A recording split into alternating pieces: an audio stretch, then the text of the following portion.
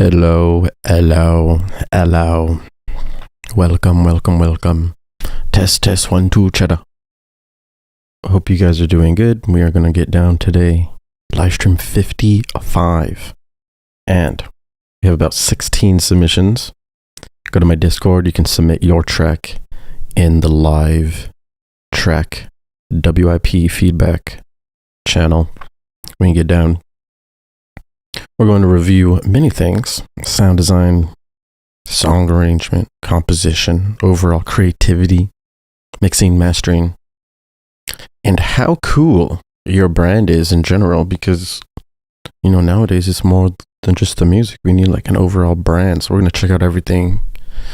First submission is Angla, and we're going to check out if there's some cover art here. Got Sweet Sour Coffee by Angla. Let's see what's good.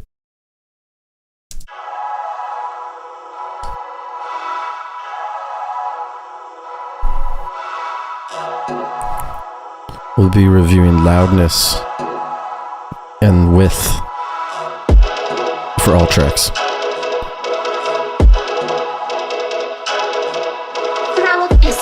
I've been itching for a fight with a worthy opponent.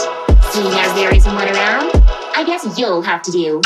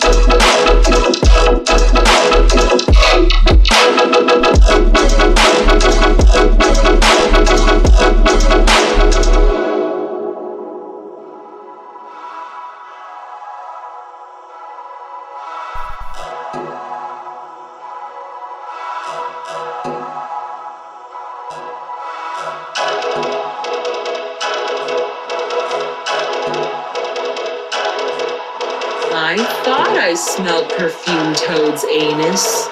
Come get me, you graceless little sausage.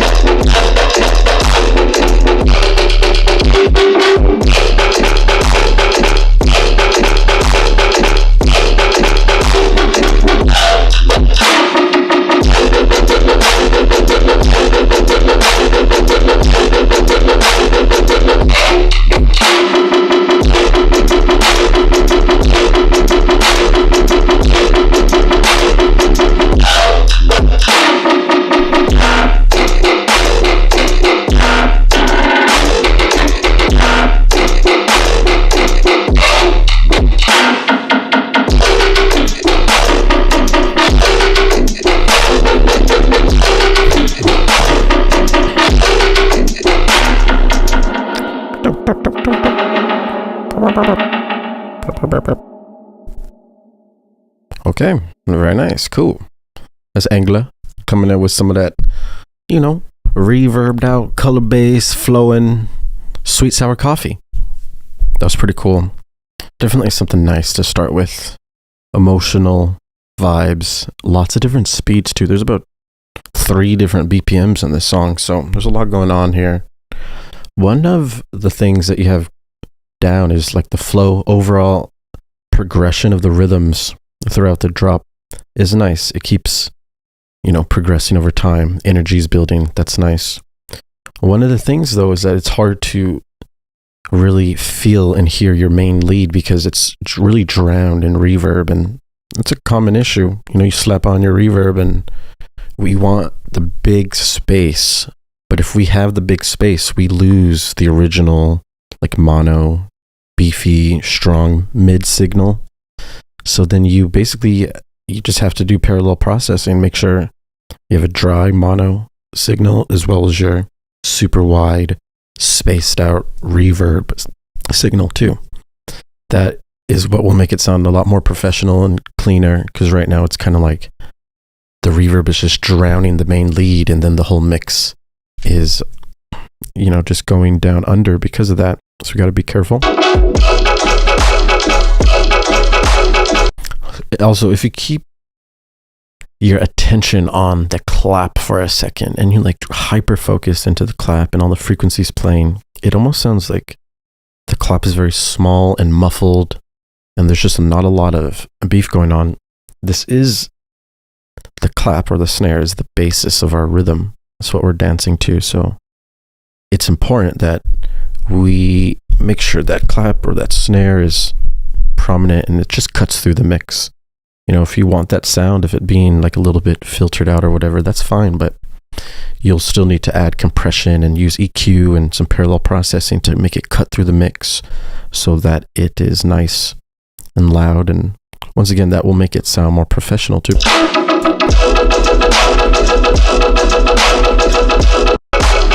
See, there's there's like a clap here that's cutting through the mix more, but then this clap doesn't.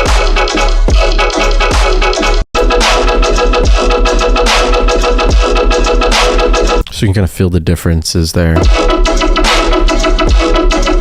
Now, one thing you do need to work on too is just overall dynamics. Like if you look at this, we don't really have any breaks of silence or any big breaks dynamically. There's no dynamic shifts apart from these little things here,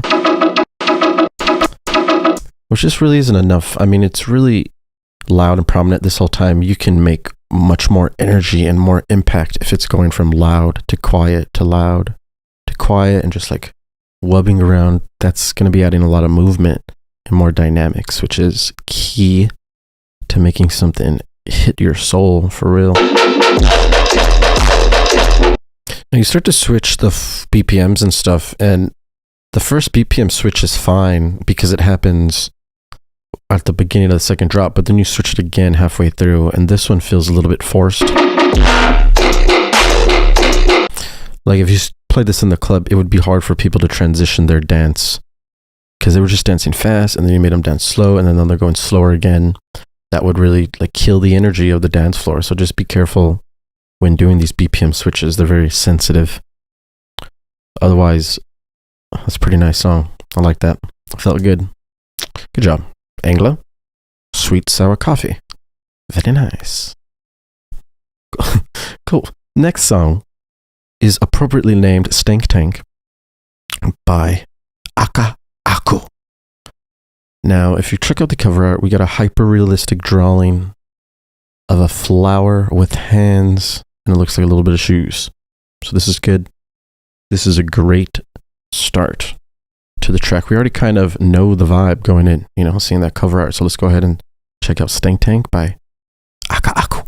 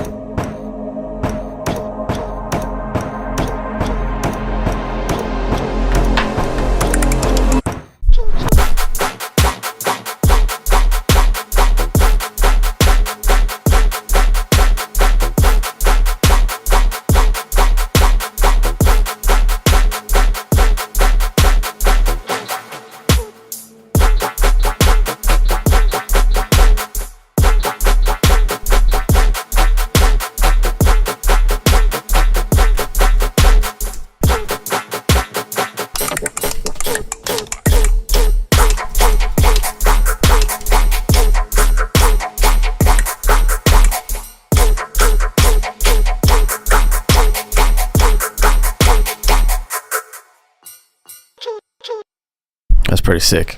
We got some dope groove in here. We got some dope flow, dope groove, sick feelings, really nice dynamics here. You know, like we were just talking about earlier, the lack of dynamics. Now we have a lot of dynamics in this next track. So you see, look at all this silence going on. We're going from in and out.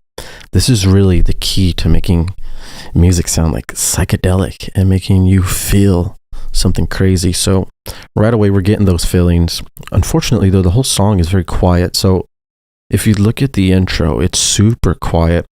Just so you guys know, podcast volume standard is about negative 15 LUFS on all the streaming services. So if you're making a song and it's like quieter than negative 15 LUFS, which this intro is, it's at negative 20, negative 30 actually. Jeez. So this is super quiet. So basically, like, as soon as someone plays this, they would have to turn it up a lot, which is just abnormal. You don't really want people to be adjusting their volume too much when they start playing the track. It should already be like, you know, professionally mixed and mastered to the point where it's loud enough. It's not 1995 anymore, so you don't have to send it to a mastering engineer to do this. We have Ableton Live. We have amazing tools that are even free nowadays that you can use to get things loud. So like G-Clip, for example, or Ableton's beautiful multiband dynamics, which is such a good compressor. It's like mini OTT. So just use these things. It's going to help. Now, listening to the drop, one main thing that we need to focus on is how loud the atmosphere in the background is compared to like our main bass leads and the sub.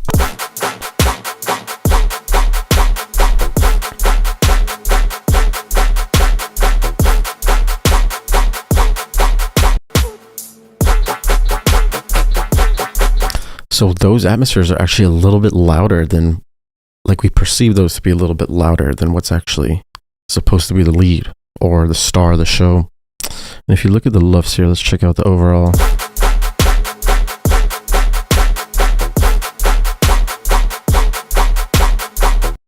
Cool. So then we see the overall loudness, which is negative 12 LUFS.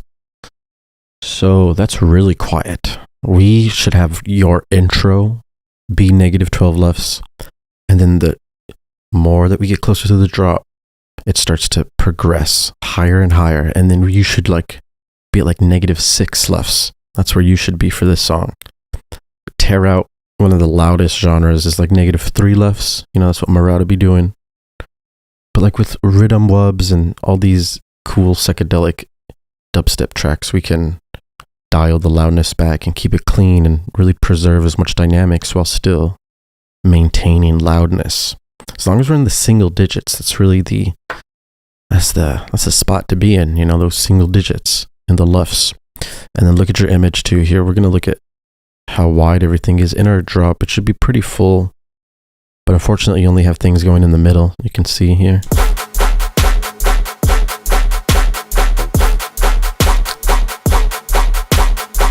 Now what's funny is that the atmosphere and like that voice, the human voice in the background,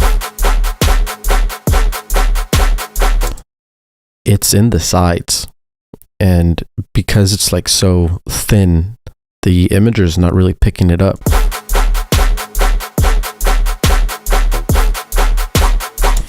The reason why those voices sound so loud as well is because they are not in the middle and there's space available on the left and right side. So once you put them over there, like they sound and feel louder than everything else because of where they're placed in the stereo image. So this is going to be important.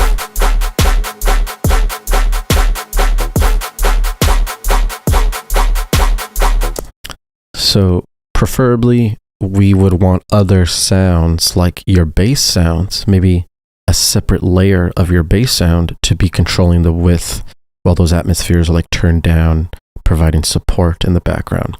And also EQ'd, you want to EQ out like the lows of those atmospheres so that all the sub bass and all the mid basses are like clean and have their own space in the frequency spectrum too. So things to consider: as soon as your mix gets louder, cleaner, then the song will hit very, very hard and it'll be good, man. Be real good. And I think the sub comes in a little bit late here. Yeah, the main impact when people start dancing is going to be this first 0.3, the first snare after the drop. So when this snare hits, that's when we kind of expect everything to start, but then you kind of delay the sub. So the sub should actually be starting like on the 0.3 as soon as people start dancing when the drop starts. Other than that, I like that. Good job. Aku Aku. That's a cool cool branding already. That name goes with the sound. Aku Aku reminds me of that Crash Bandicoot dude flying, look like Plank, but like holy Plank, you know? If you know, you know. Sick. Let's go. Up next, we have Prodigium music. This is Edith Piaf, La Foule. All right, cool. All right, I need to see these submissions real quick.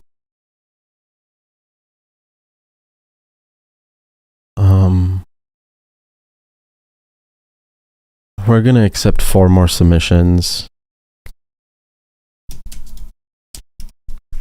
So I'm just making sure we get all those. We have 1. This may be broken link. You might have send me the private link. All right, cool. Alrighty. So we have Edith Piaf. I don't know who this is. With La Foule or La Foule. Prodigium bootleg. Let's get it done. With the get done. Check out the cover art. Epic. There's the moon. We like the moon. Let's go ahead and see what's going down here.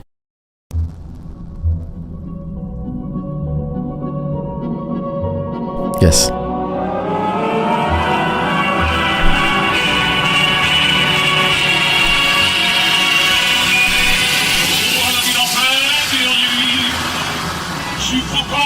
Soleil sous la voix, j'entends dans la musique des grilles, des rires, et la mélodie autour de moi, et perdu parmi ces chants qui me bousculent, étourdi, désemparé, je reste là, quand soudain je me retourne, il se recule.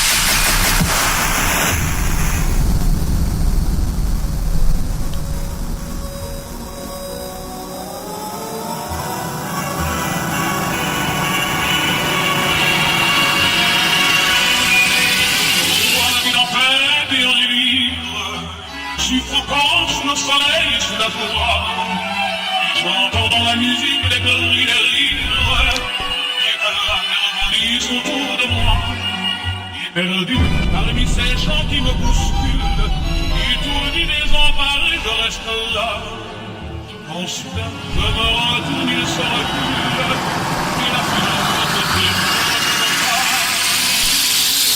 emporté par la foule qui m'emmène son âme.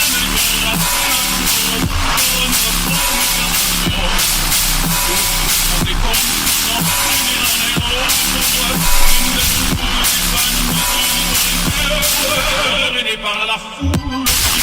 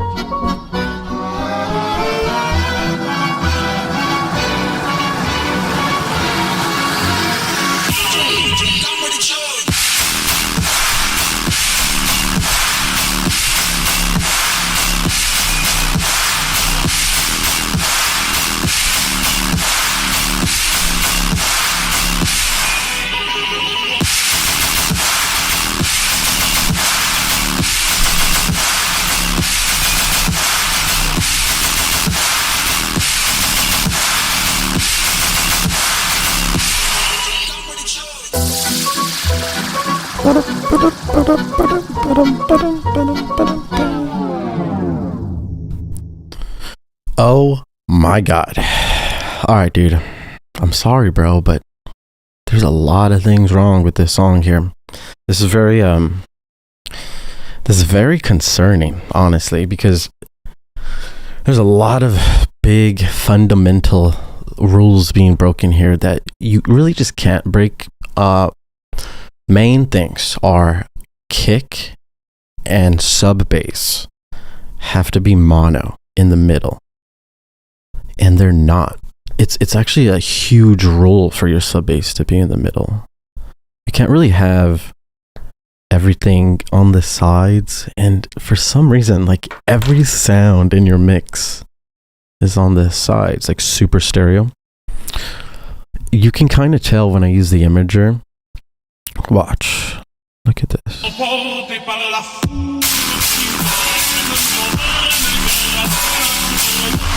It's hard to tell when you're looking at it, but if you close your eyes and listen, you can tell everything is on the sides and all, like, nothing really is in the middle. Now we can move everything to the middle like this.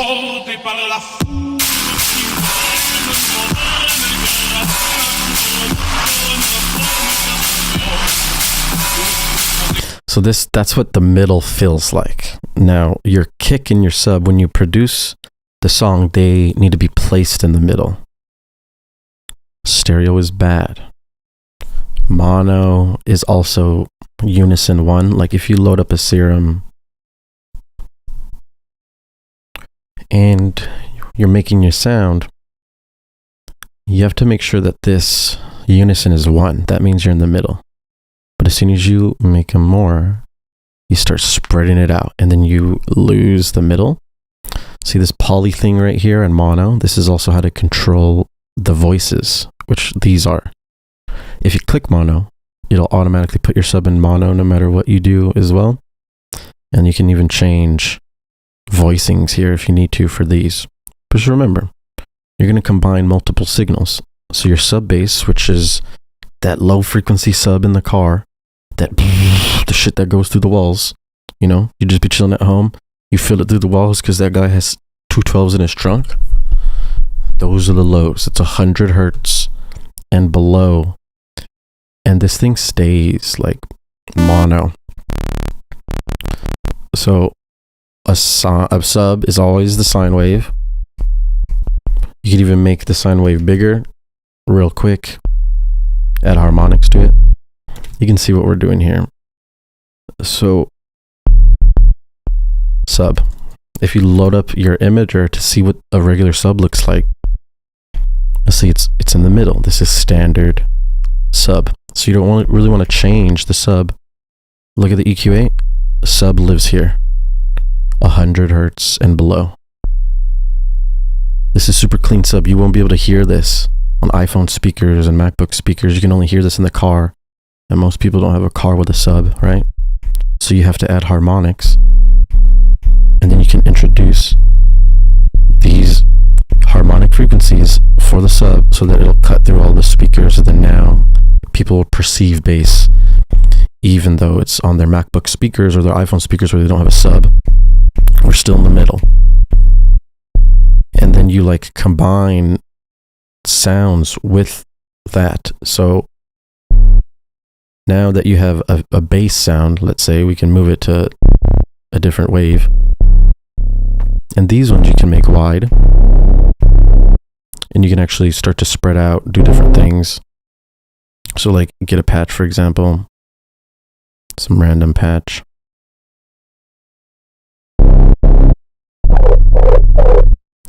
And then basically you would use this EQ8 in the opposite direction. So then now we let everything 100 hertz and above play. And then this sound can be wide while the sub stays in the middle. And then you can even duplicate the main. So you can have two basses, one that's in the middle and one that is wide.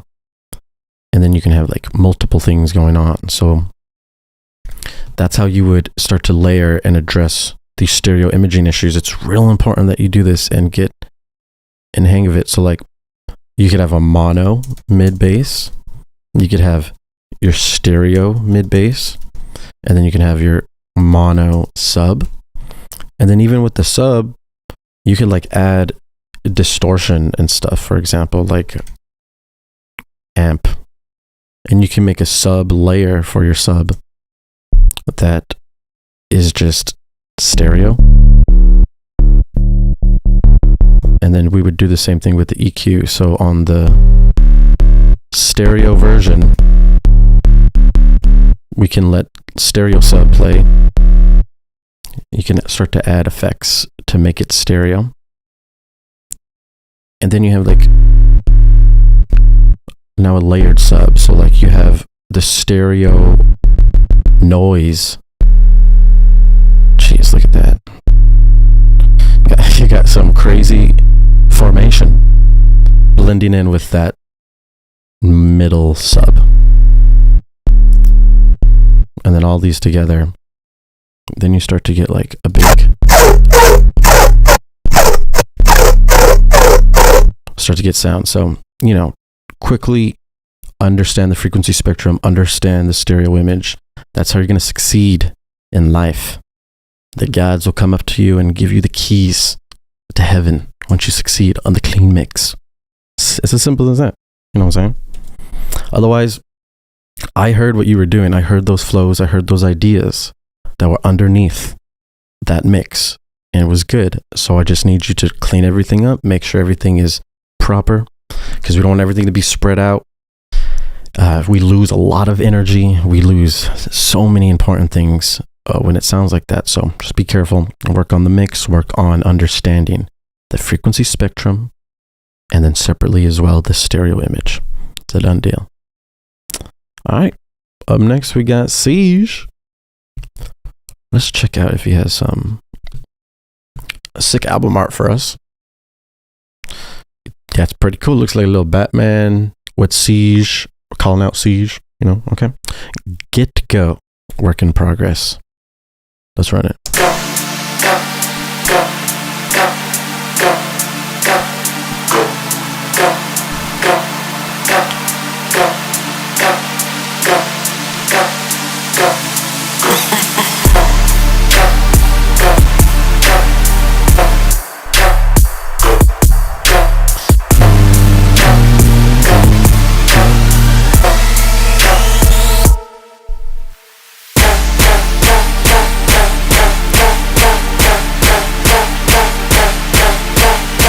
Sorry, let me run that back.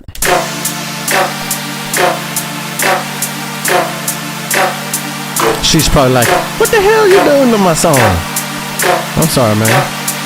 I didn't mean all that.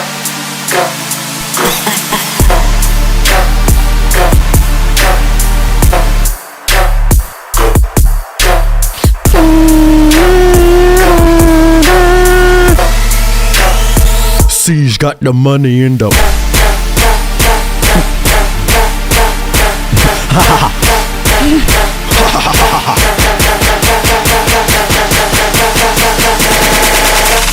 Let me hear the kick go.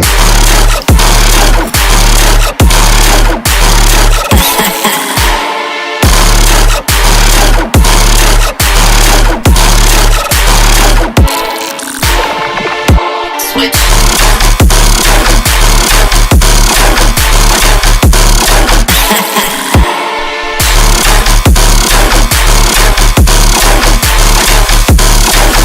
Get go. Ooh, get go. What does he say? Hold up. I'm here to get go. I'm here to get go. I'm here to get go. Only with the get go? Well, I don't know, but I like it. Cool. All right. So I'm sure you guys seen at the beginning, we were only in mono, right? And it sounded all weird and funky. We put it back in the original sound. You can see how important stereo imaging when we have a full clean signal. It sounds heavy. That's what we got out of our intro. Let's fill that again real quick.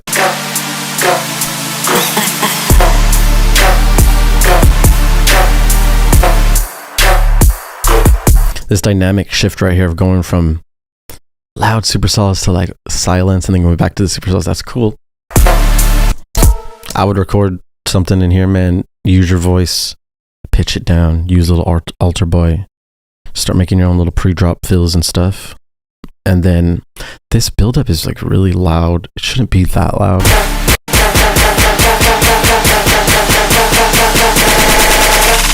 Let me hear the kick go.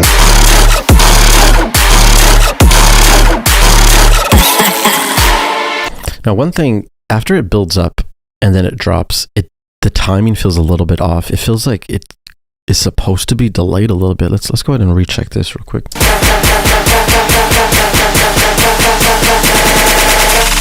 Let me hear the kick go. Yes, something is wrong with the time here. Let's figure this out here. All right, so we're going to count with the 1, 2, 3, 4s. We're going to turn on the metronome. We're going to turn it down. I don't know what BPM this is. It's either 145 or 140 or 150. I'm not going to be able to use a metronome right now. That's fine. We're just going to do manual 1, 2, 3, 4s. Let's hit it with the manuals. 1, 2, 3, 4. 1, 2, 3, 4. 1, 2, 3, 4. 1, 2, 3, 4. Yeah, you see, like, the timing is for sure off. All right, now we got to hyper analyze, hyper detail, see what's going on. I'm going to start highlighting. 2 bars. Cut. Highlight. 1, 2. 2 bars. Cut.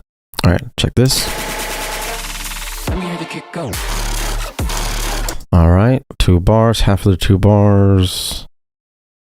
Okay, it looks like you started like a bar early. Let me hear the kick go. Yeah, so it's supposed to start here.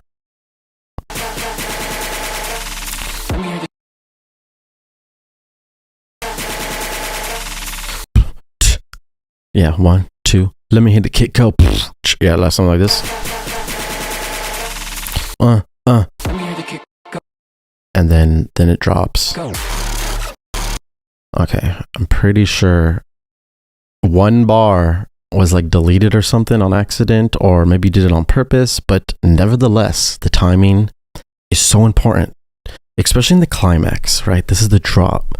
We listen to the build. The build has a specific timing, and then like we're waiting for the drop on that perfect timing. So if you like give it to us too late or too early, that can cause an issue. But if you finesse it in a way and make it a fake out, which people do all the time, then you can even extend the energy of the drop. And as long as you hit that perfect timing, you can add more energy. But we're not doing a fake out here. We're just doing the regular build up and drop, which deserves the proper timing. So reanalyze that. That's going to make a big difference. And then overall, it sounds really nice with the choirs. The call and response with the and then going back to basses is just so heavy, so hard. Oops, sorry. Let me hear the kick go.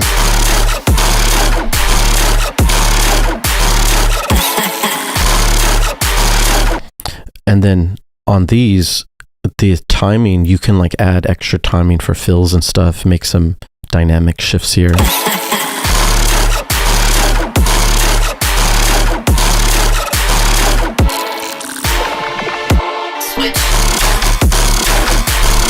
If you listen to the choir though, it's almost a little bit louder or as loud as the bass leads, and it's also playing all of its frequencies, like lows, mids, highs, and because of that, it's like almost competing with the star of the show, the bass lead, and it's just not, like you just don't want it to live there, especially with that instrument. It's like it's a human voice, it's a choir, so there's no reason for all of its low frequencies and mid frequencies to be so prominent. You'd use your EQ, turn those frequencies down, make a little bit of cuts, make a little bit of dips. You don't always need a cut. Maybe you just need dip, you know? Don't cut, just dip. And get that choir to like blend with your bass leads and flow with them. And they're just like they're just being a little bit too greedy right now in the mix. They're just being like, yo, listen to me, when your basses are trying to like, you know, do its thing. So keep those things in mind. Good song though. Definitely finish this one. Keep it up. Good job, Siege. Naturally, Siege coming in hot. Up next we have a Stereoraptor. Gorgonus. I don't know how to say this, man. Gorgonopist massacre. Someone help me in the chat. Do one of those things like a dictionary where you spread out the syllables for me. Maybe we can get it done. Let's run it. Stereoraptor. Let's get it.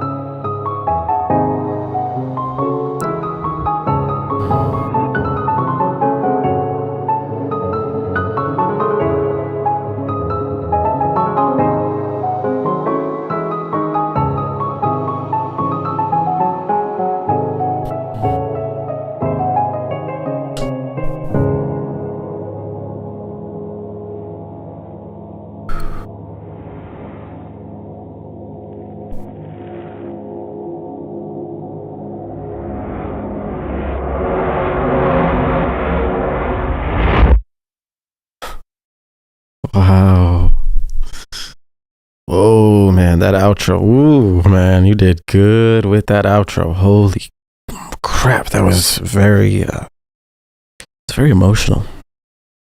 You got me in my feels real quick at the end, dude. That was crazy. It felt good. There's a lot going on in this song. I definitely have to say there's a piece of art here. This outro definitely sounds like you playing too, which is amazing. And the more that you like study and listen to something like this, the more you realize that it's not just some crazy mess with sounds going all over the place, even though that might, like, maybe the cover of the book looks like that, but then you start reading the book and then all of a sudden it just opens up and you start to understand the complexity. There's a lot going on. The only things that really sound, I guess, unprofessional and not that needs work are these intros, like the timing of the intros, the lack of frequencies in some of the sections of the intros, the lack of build up and tension before the drop. These are things you definitely want to work on. Like in sections like this, especially after such a loud, impactful section, which is the drop, we want to transition to something that's not super empty. And if you do, you want to have some maybe transition effects or something to be transitioning these sections together.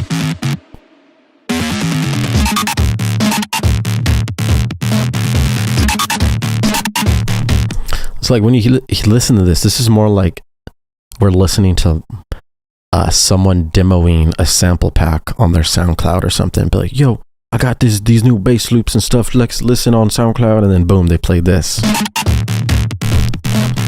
Because it's like super empty. There's just a one little simple drum beat with sounds. But if you start to layer, atmosphere or more drums or just stack on layers, man, get creative and really try to make this less empty, it will help a lot.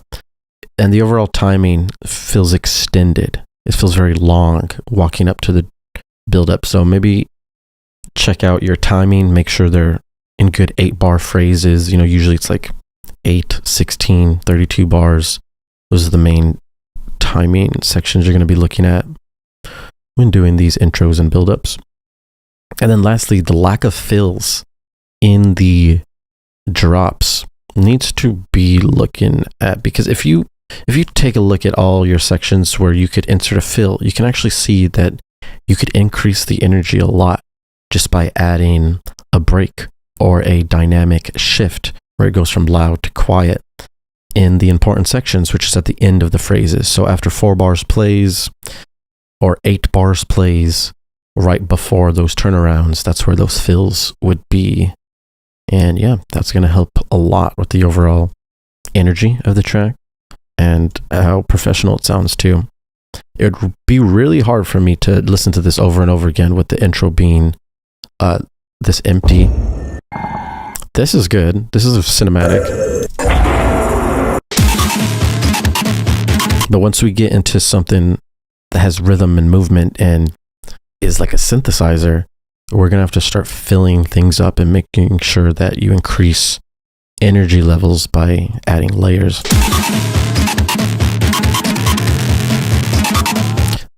There's a lack of tops, rides, hi-hats. These high frequencies are needed. All right, cool. How do you say that?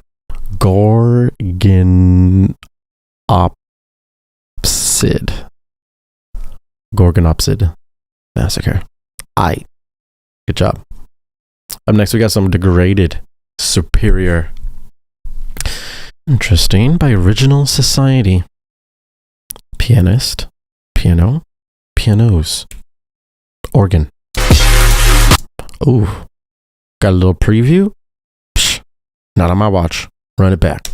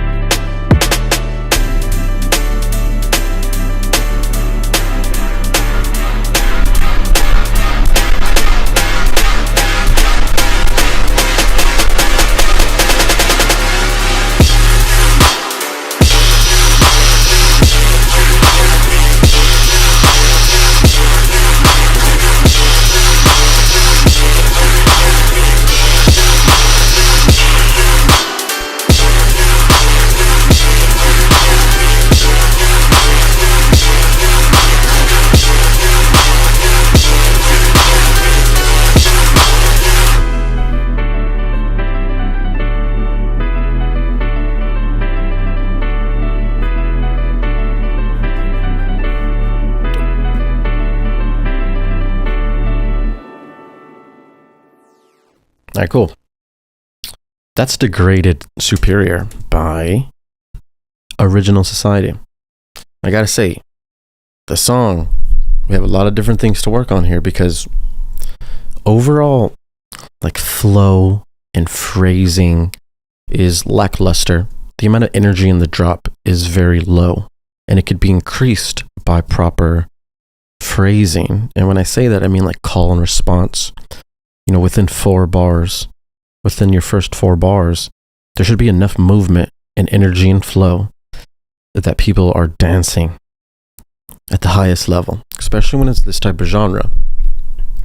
So within 4 bars, you would have a call, which is the beginning sound, maybe a long growl. Then you would have a response, which would be different than the call. So the response could be a fast bass because you already used a long growl, something slow. And then at the end of that 4 bars, cut out a little section right at the last snare. And then you fill it up with something new, unique. And then you have this cool little 4-bar loop that can go over and over. And then you make small variations within the 4-bar loop. You can make it an 8-bar loop. And you have a lot of different ways to go about doing that simple phrasing. And that's just one example of call and response that you can use, but that's the easiest to practice for now. One of the main things in the song is that you have pianos, and if you notice, like, we just listened to a very beautiful piano ballad at the end of this previous song we just listened to in the outro. Music theory, the knowledge of your notes, scales, melodies, harmonies is really important if you're going to be using an instrument like the piano. Because when we listen to this piano, it feels very all over the place, like you're just pressing random keys. You're not creating proper harmony and melody to touch our soul, to make us move, to make us feel something. It's more just random notes being played. So you want to be careful. You want to use this piano with finesse. And also you want to keep in mind that when you're building up the drop, the background sounds, they need to be blending well with all the other sounds. So let's listen to this build up here so I can show you what I mean.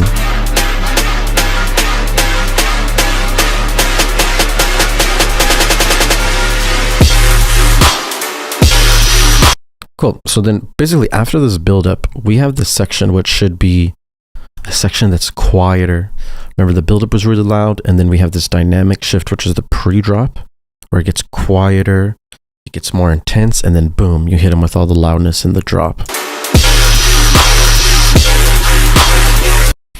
Now remember, call and response. You just hit us with the drop right away with the response bass. There's no flow in here. If you would have had a call, move into that response bass that you already have written, and then it would feel a lot more energetic.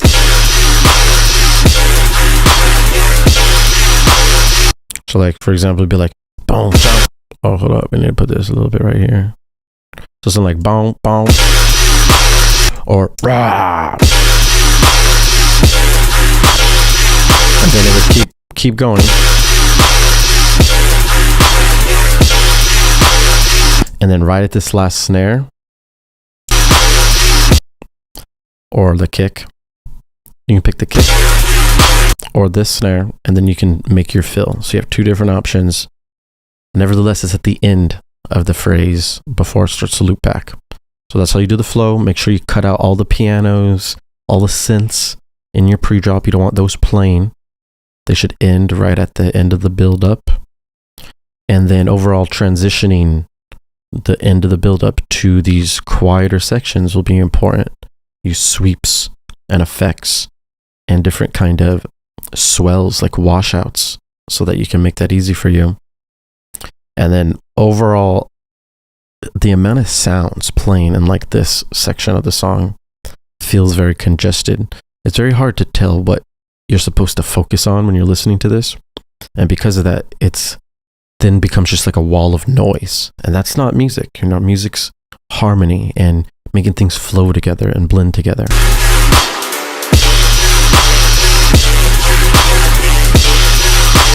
So there's a lot of different sounds being played, but most importantly, a lot of the sounds you've chosen to move them in a crazy method around the stereo image. It's like the hi-hat focus in on this hi-hat and listen to how fast it moves from left to right in the image.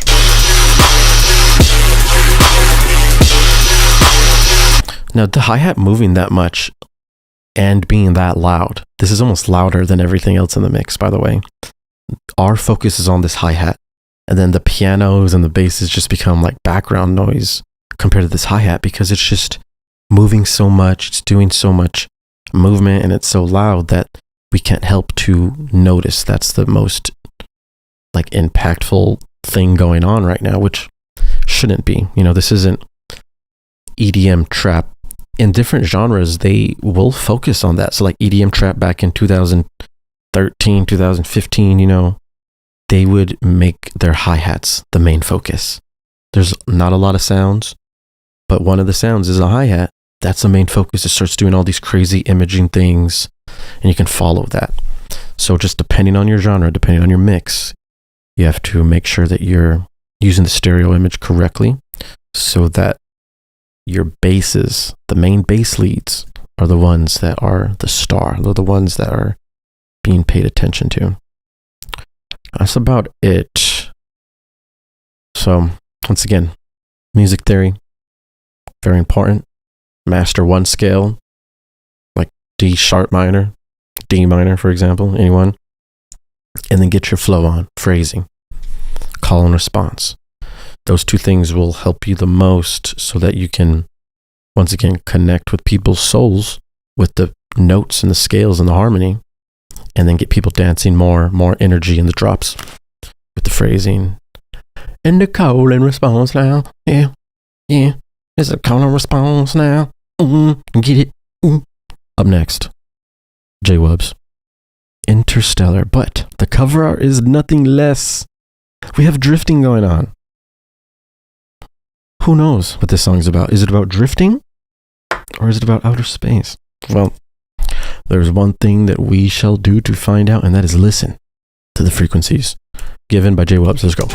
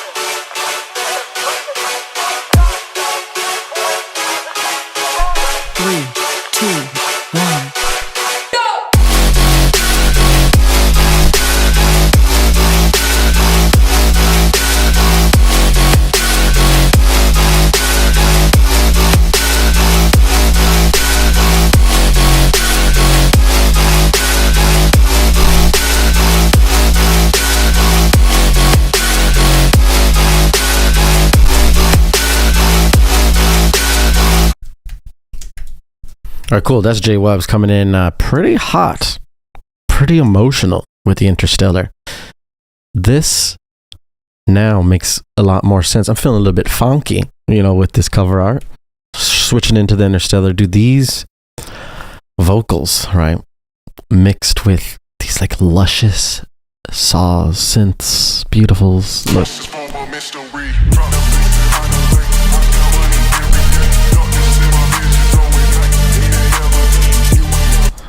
That's fucking good music right here.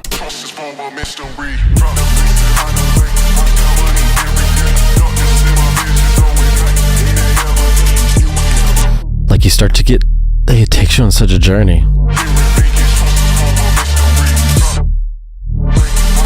And I think it really could benefit with some filter automation. So like if you listen, we're super, like dynamic shifts are real important in something that's like this big, super saws, all these synths going on. When you make shifts with filters, like especially on the fills, it'll make big differences.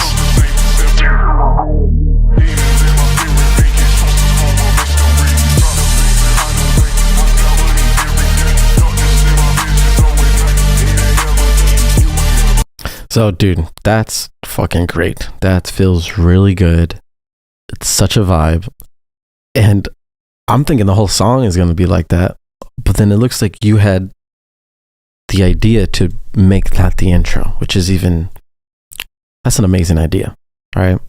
But the thing is unfortunately, you didn't transition this well at all. So let's go ahead and take a deep dive into the transition and the loss of energy after dude, you've built up a lot of emotion and energy here. So it's real important that this transition to what should be climax of the song, the drop, is even more intense than what we just felt, which is difficult to do because this is really nice. But to be honest, if you stick to your timing, you stick to music theory, you learn how to resolve back home on your drop, and you just pay attention to this song in context, then you'll be able to transition the energy well.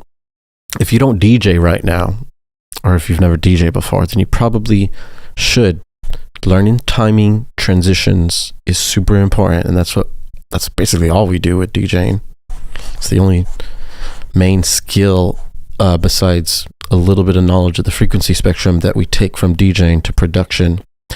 But transitioning timing is super important, and we're going to see why this super long fake out is actually losing the energy. So let's check this.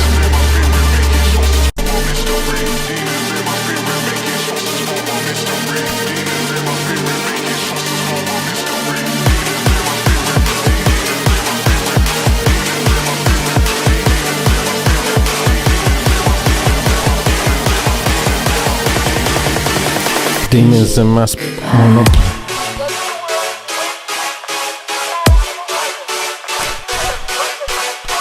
Okay, yeah, so two main things go on that are killing the energy. The transition from like this is almost a totally different sound compared to what we're listening to here.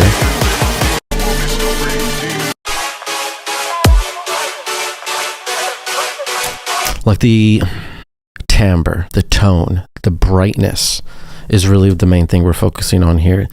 The feeling transitioning from these chords to this almost feels abrupt. And I think it's important that you try to get these sounds to transition into this fake out a little bit better. On top of that, the fake out's too long. So us waiting for the drop is actually lowering the energy. If you were to drop it here, because you have good tension building. Technically, it should say demons in my. So the whole build up, we're like singing demon to my spirit, demon to my spirit, demon. It should say demons in my spirit right here, not some random vocal. Demons in my spirit. Dun, dun, dun, dun, dun, dun, dun. Like that's the exact timing, which is how long is this fake out? About 2 bar fake out. Yeah, so that's a 2 bar fake out, not a 4 bar fake out. And then you would sweep it up, wash it out, add a little fill, add another little pre-drop right before the drop, and that's going to just have lots and lots of energy. It'll be so fun. This will be sounding so good. Work on that, man. Timing's everything. You don't want to let this amazing intro go to the side. We need everything to be perfect here in this record. So keep it up. Finish this track. Let me know if you need help. Hit me up in the DMs. I got you. Up next, we got bloody mud bag. This Karn Dubs. Wait, hold up. Karn Dubs. Bloody Mud Bath. Check out the cover art. It's pretty hectic. But you know what? We love hectic here. Let's go.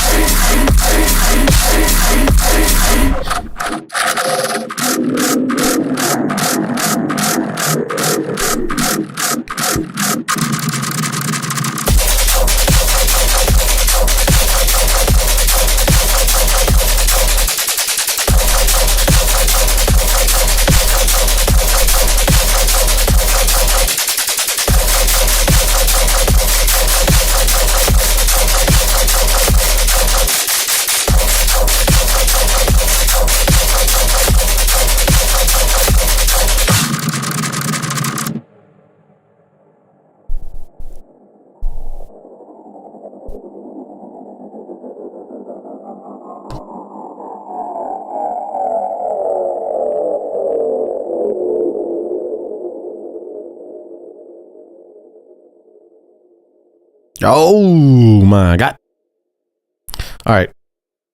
I mean, I got to tell you, man, you kind of lost me at the end here because, all right, so let's take a analyzation station in the nation. First things first, sub intensity is pretty low. I think that if you had a stronger sub, something almost like sounding clippage, maybe clip the sub with your basses, push them together, it's going to help a lot because we want that sub just like, it's kind of like, you know, almost a staple of rhythm nowadays because we figured out how to make our sub that big fat sub. So listening to this sub, it feels very weak. I don't know if you were here earlier for the previous feedback on the second track, I believe, but if the sub is just a regular sine wave, then it's only going to cut through the sub in the club or the sub in your car with the subwoofer. But if we don't have upper harmonics and those extra sub frequencies, then we won't perceive a sub when we're listening with the headphones or our MacBook speakers or the iPhone speakers without a sub. So you got to get that sub process in a way that's just big, fat pumping. Remember, if you G-clip or saturate a sub and a bass together and pump them up, you'll get good results. This is almost how most of the artists are making their sounds nowadays. We got to get these low frequencies sounding bumpy. Cool. We have some nice flows right here. Remember, this is rhythm, which actually stands for rhythm. And the main rhythm of rhythm is that quarter note flow. The rah, rah, rah, rah. I mean, that's just like the staple flow of rhythm. And you have a good one right here.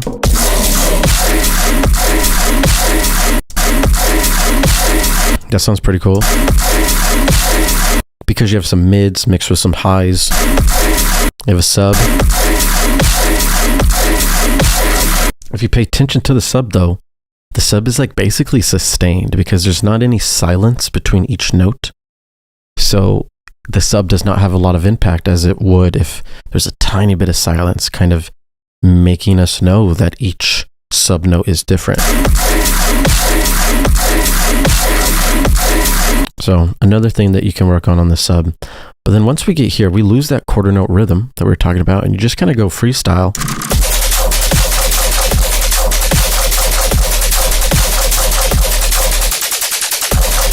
So there's no phrasing here, there's no flow, there's no call and response. It's basically you just spurting out lots of high, harsh frequencies into our ears with no context. And it's not good. We really want to make sure you have some type of idea or story being told when you're layering these basses. You don't want to just play the sound, or else it just becomes noise, you know? So remember, phrasing, flow, within 4-bar phrase, you make call, response, fill. Practice that first. Evolve from there. It'll help you a lot. And then you'll be good to go, man. Bloody mud bath. Oh, this intro's probably too quiet too. Let's check this. Yeah, make sure you're hitting -15 on your intros. You don't want to be too quiet. Earlier in the chat, someone mentioned that streaming services, they're all different. So if you submit something to them that's -25 and their minimum's -15, they're going to compress your songs, and you're going to be using their shitty compressors when you could be using your high quality compressors in Ableton to get it loud instead. So do that, man. Don't slack. Don't be a Cadillac. Be a Lamborghini. Let's go. Go fast. Trust me. WIP up next. This is by Prophecy. Last was Karn Dubs, Bloody Mud Bath. Good job. Up next, Prophecy, Trust Me, WIP. Check out this cover art. Is that a pretzel? No, it's not. Let's go.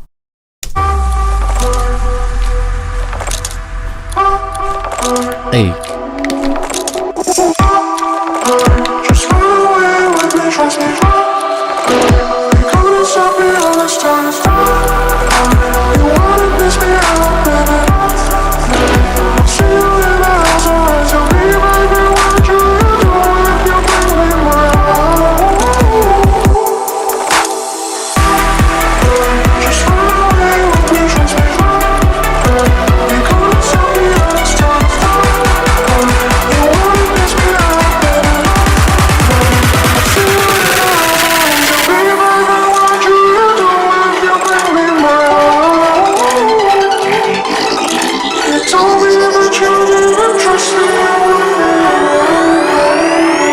This audio? Ugh.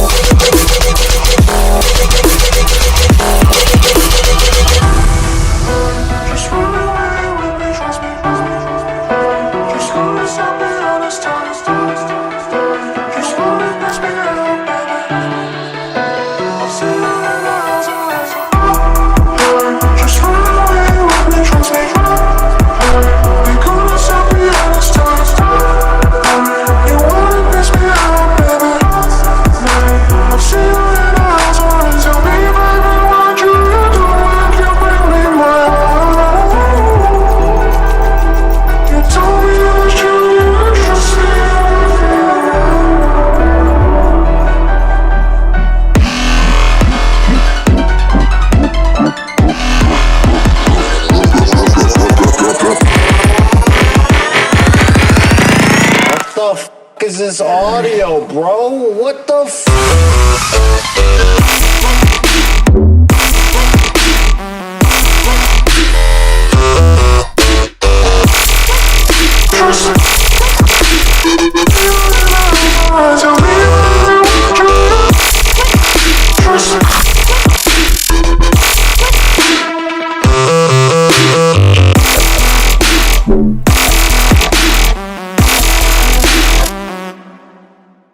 Alrighty, that's Trust Me WIP by Prophecy. This is cool. I'm liking this. So, when I was at Lost Lands, I was taking a big chill, just walked up from my campsite. I was feeling it. I roll up, I see this one guy playing that dubstep-y And I'm hearing these new frequencies I never heard before. And this guy's name is Gorilla T. And I hear him and I'm like, oh, damn. And the thing about his sound is that it's like super melodic, like, and it's very similar to what we're hearing here. The f is this audio, bro? What the f?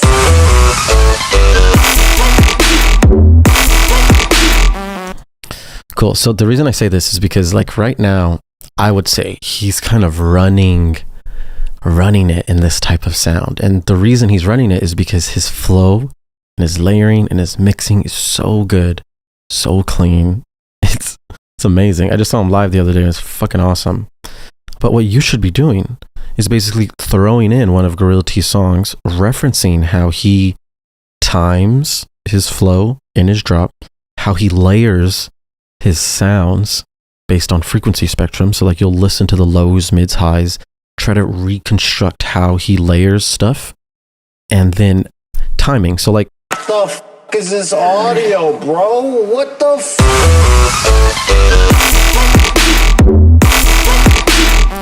if the timing and layers were worked on better, there would be a lot more energy, a lot more flow, and this shit would hit really hard for people. The overall simplicity of this second drop needs to be replicated in the first because it's very erratic. There's not any simplicity. We have a call at the beginning. Let's listen. Such a good one right here. Dan, dan, dan, dan. And it sounds like we're walking down the scale, resolving back home on our main bass note.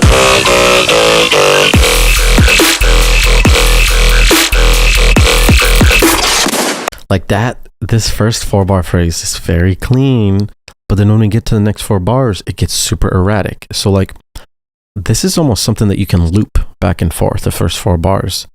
And if you want to add cohesion, make things flow with each other, you basically bring back this call for the second call and then make maybe the same response or a little bit of a different response.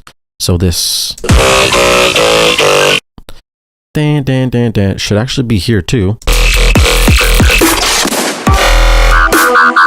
But instead you give us like a whole different thing. And then it's just, now we're just like, it's almost sections of different sounds being played rather than it all coming together as a family and working in harmony. The first 4 bars is something that can loop over and over and over again. And once it starts to sound repetitive, that's when you start making those changes and variations. And that's an easy way to start working on your drop. Keep those things in mind. It'll help a lot. And then when we're in these important sections where the vocals are, or should be, the star, it's real important that the vocals are cutting through the mix heavily. Right now, they sound muffled. They sound like they're in competition with the other frequencies that are playing, and we can't really feel them or hear them like we should. So parallel processing will help a lot. Multiple layers, one mono, maybe one that's super wide and reverb, maybe 2 of them are on the left and right. You can have so many different layers to make things louder and cut through the mix for the vocals. And remember EQ. You don't need any of your lows to be playing with your vocals. You can be cutting those lows and turning down the mids. Other than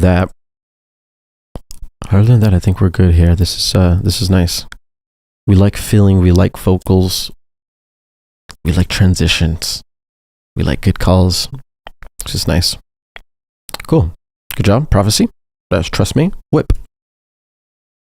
Up next, we got Execution with Heavy Artillery. It's just a clip. I'm gonna be right back. I need to go to the restroom. Give me like a 1 second now, y'all.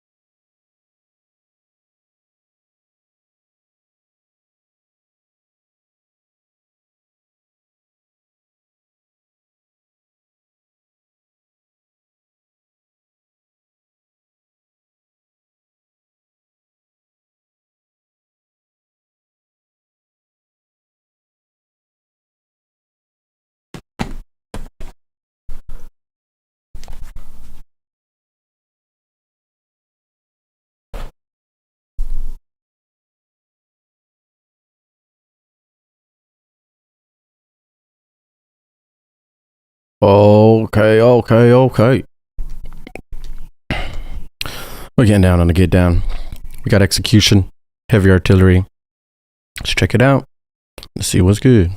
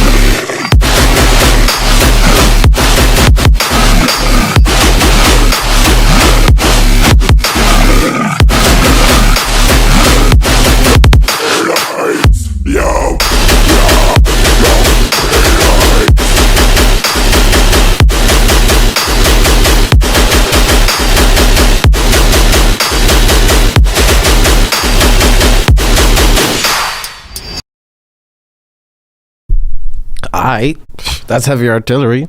But execution coming in pretty hot. Tear out guns locked and loaded.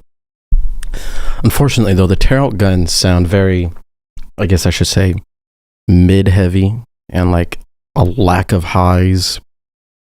It kind of feels weird in the mix. We're going to analyze and kind of see what's going on here. So let's go ahead and run this back.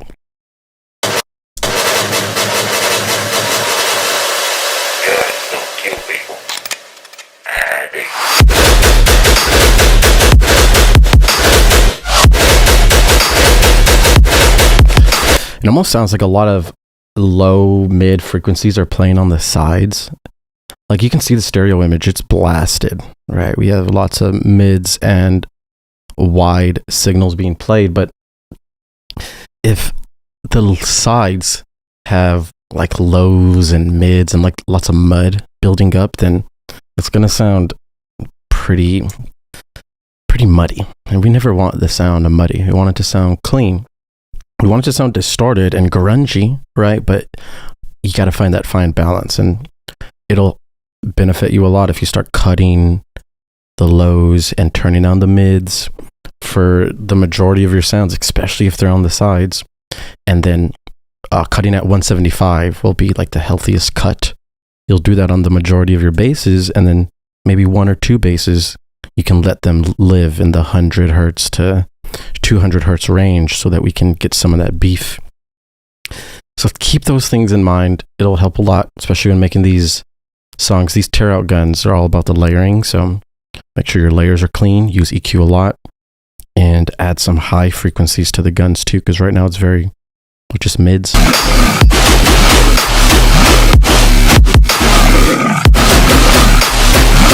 Now listen to your snare too. Remember, people are dancing to this snare, the 3.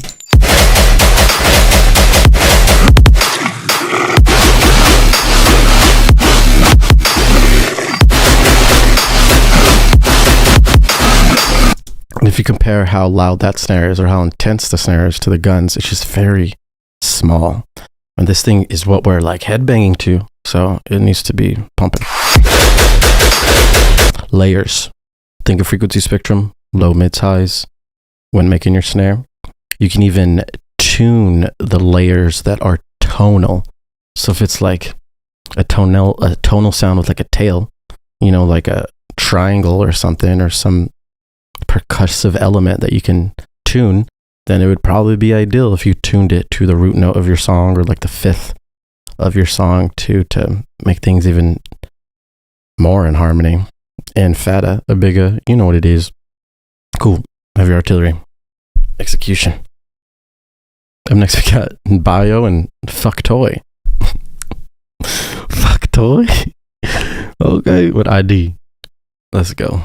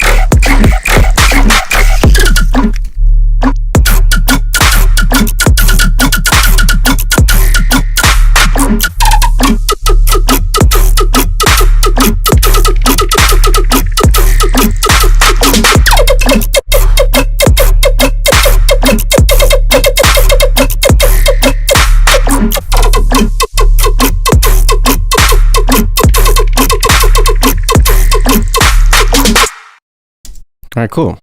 That's Bio and Fucktoy with ID. Look at your LUFs here in the intro. -617, and then we hit. Yeah, so we're looking nice. It gets really quiet. This is pretty abnormal to be this silent for this long, but it's creative. Especially with that fade out.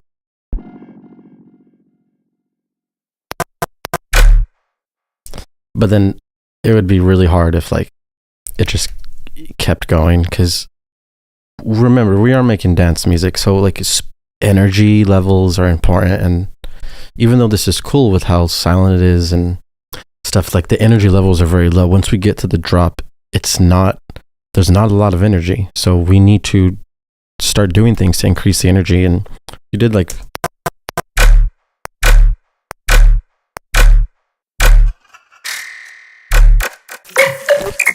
and then literally right after this, it should drop. We need to start dancing right here. But we don't. We're still waiting.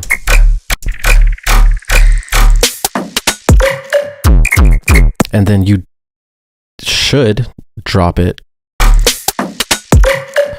right when the snare hits, right at this 0.3, but you don't drop it.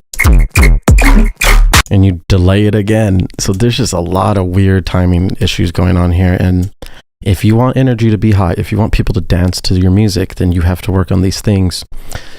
Your friend, you might show your EDM friends and they might hear this and they're listening to the sounds, but they don't know what can be done to make them dance more. And psychologically, it's all just timing and building tension, building energy, and releasing that energy and tension at the appropriate time so that people can dance like as hard as possible. So keep these things in mind. These will make you sound more professional if you get your timing accurate. Then once we start, we get some nice sound design here. We get some sick flows going on here.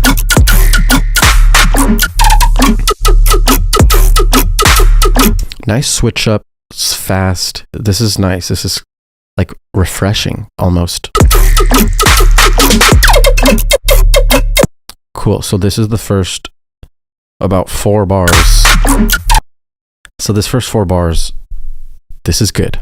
But then after the first for about 4 bars, it starts to get repetitive. So you need to really start looking at how these things are flowing together. It kind of just sounds like you're just letting it run on.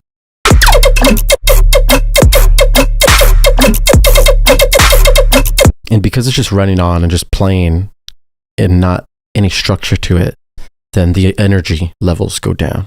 And they're slowly going down. When really they should be going up all the way to the end where it breaks down. So keep these things in mind. Remember phrasing, call and response, fills, dynamic shifts. It's going to change your life, dog.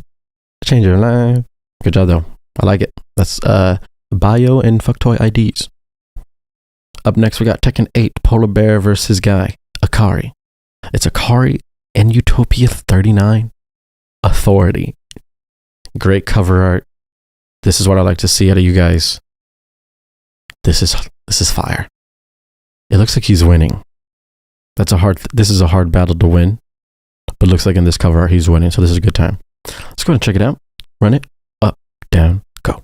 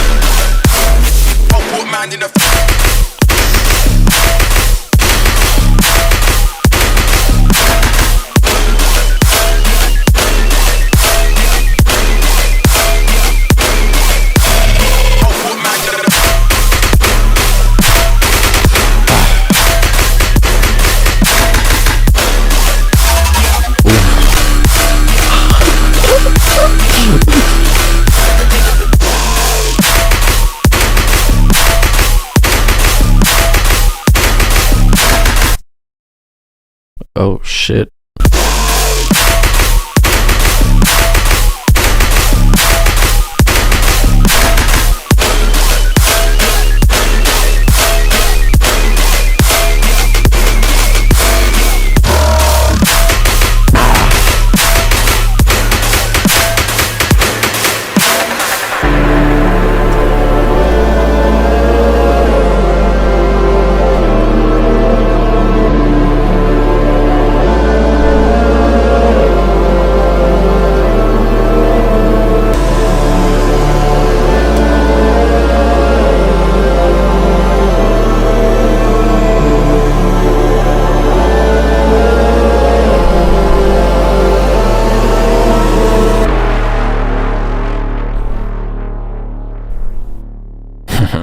Yes, sir. Now that's pretty damn good. Let's go. Lots of energy. One thing about this song is that the mix is really clean. Like, just having a clean mix lets us turn it up a lot and get lost in the sound. And if it's clean and all the frequencies are blended and there's no mud and stuff, it's really, really awesome, because then we stop listening and we just get lost in the frequencies and just let go and dance and have fun. And that's what we're reaching here. It's sounding a lot more professional because of that. Someone mentioned in the chat that the build-up is louder than the drop. We're going to check on that. If that's the case, it is important that the drop is the loudest thing in your mix, because if the build-up's louder and then the drop comes at a lower level, we'll perceive it to have a little bit less energy, when really that's just bad. We want it to have the most energy. If anything, it should be one luff louder than the build-up, so then when we hit the drop, it feels more intense just because it's louder. That's a common technique people do a lot. So monitor how loud things are. If you have that perfect gradual increase in your build-up to the loudest peak of your song, that's how you know you're working good. Then overall, the flow dynamic shifts are really good. You can visually see these silences, these shifts in dynamics from loud to quiet, and these are making big differences. There's also so many different changes of bass flows and bass tones in the phrases, which is awesome. And then on top of that, we keep switching up the snare. So once we're going like clap, and then like you're adding more energy in later phrases by adding different snares or claps on the three, and it's freaking awesome. So this is cool. You're also mixing in tearout guns very well. You know, one thing about a lot of people's tracks is like when they start learning the tearout gun, all 8 phrases will just be tearout guns, and then the tearout gun becomes lower energy. You just get tired of the gun. But if you go back and forth between regular dubstep basses and the tearout guns, and you kind of have a balance, it makes a big difference.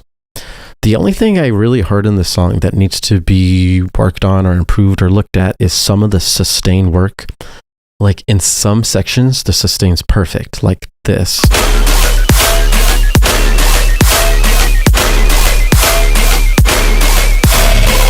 But like the sus at the beginning of the second drop, which is a really important section of the song, doesn't work well. And then there's another section in the beginning of your there's another section somewhere in the first drop where the sustain is like rising, and you just have to make sure that every time the sustain is being played, it's in good harmony or good flow. So like this one, for example, harmony maybe, but the flow is like, it just comes in almost abruptly.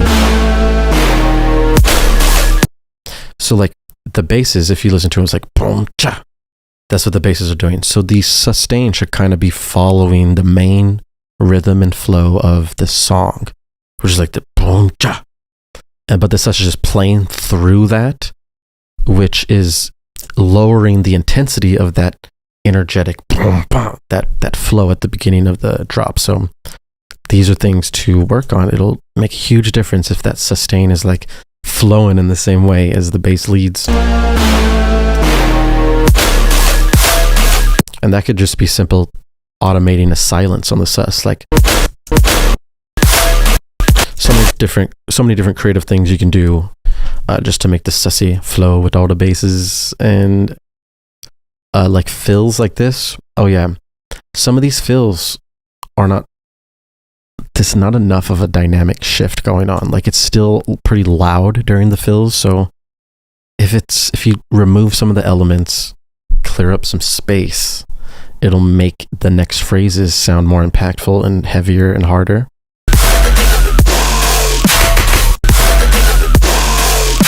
So like the rides and the hi-hats, for example, they don't need to be playing during this fill section. And if you just let the bass leads play with the sub and everything else, just remove the hi-hats, the rides and the tops, that would make a big difference, and you'd be going back and forth between loud and quiet that way. So just in every fill section in your song, keep that concept in mind, because that's going to add a lot more energy as we progress through the song. But overall, this is really nice, really good. Lots of energy, lots of intensity. This is something that could be played in the club and people would probably go crazy. So that's good, man. Good job, guys.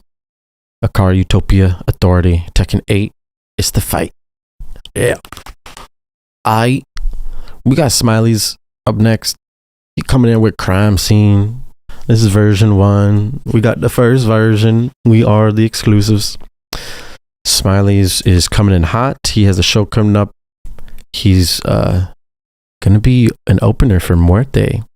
That's a fun time. So let's see what he got going on with the Crime Scene. Boom, boom, bang. Let's run it.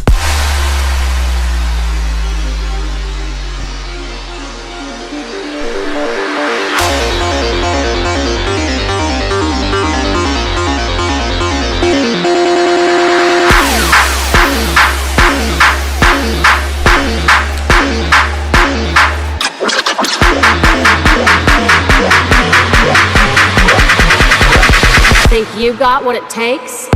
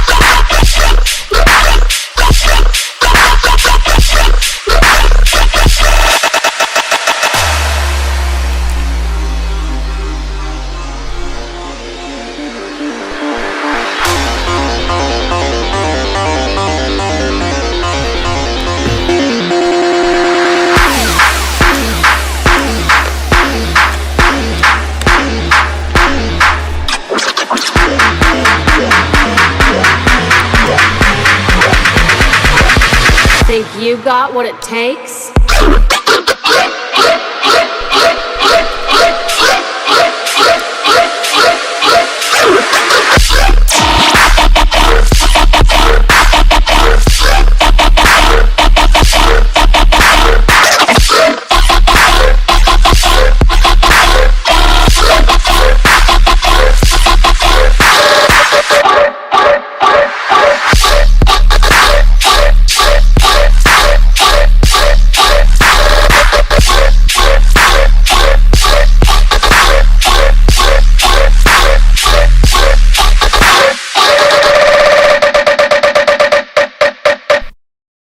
Alrighty, nice. That's Crime Scene by Smileys.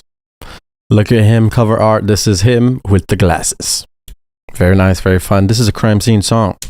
There's a couple things going on, a couple things that I think for sure need to be improved upon. Main thing is like the intro energy during these synth sounds feels very, very minimal. I mean, the only thing that we're trying to raise the tension and energy with is one clap, which really isn't enough. So keep in mind, the synth is going dun-dun-dun, dun-dun-dun, dun-dun-dun. That's half time.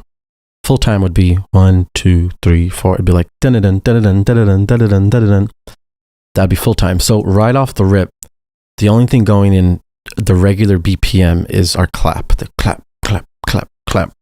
And then when we're in this build-up section, we have to be like increasing energy levels and tension, and note length and note repetition is going to be really helpful when increasing energy. Plus, it sounds very like empty. Like when you listen to the mix and you listen to the frequencies being played of the synth, you can tell that there's only like some of the mids and some highs being played at a very low volume. So that in general, if you want it to sound more professional, you would layer it more with lows, mids, highs, get it cutting through the mix and make it sound almost as impactful as the drop is going to sound, which is coming up next. Because right now it's just sounding very weak, very low volume, and because of that, energy levels are low. And I think it's important that once we're building it up, energy levels are as high as can be. Got what it takes?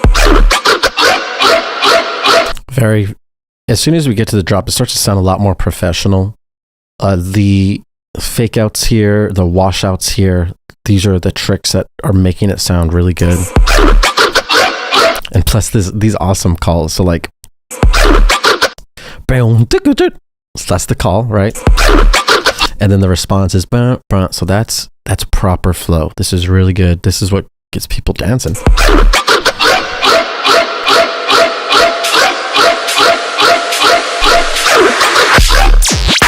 And then another super sick call. And I call these the call buddy.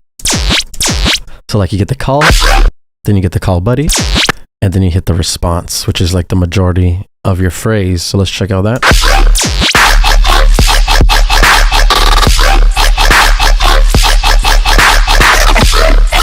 Now, keep in mind that you totally switch up the rhythms from the fake out to here. So if you want energy levels to be as high as possible, you would have given us this rhythm, because like you're teasing this rhythm with the fake out. We're expecting to almost dance to this as soon as this comes in.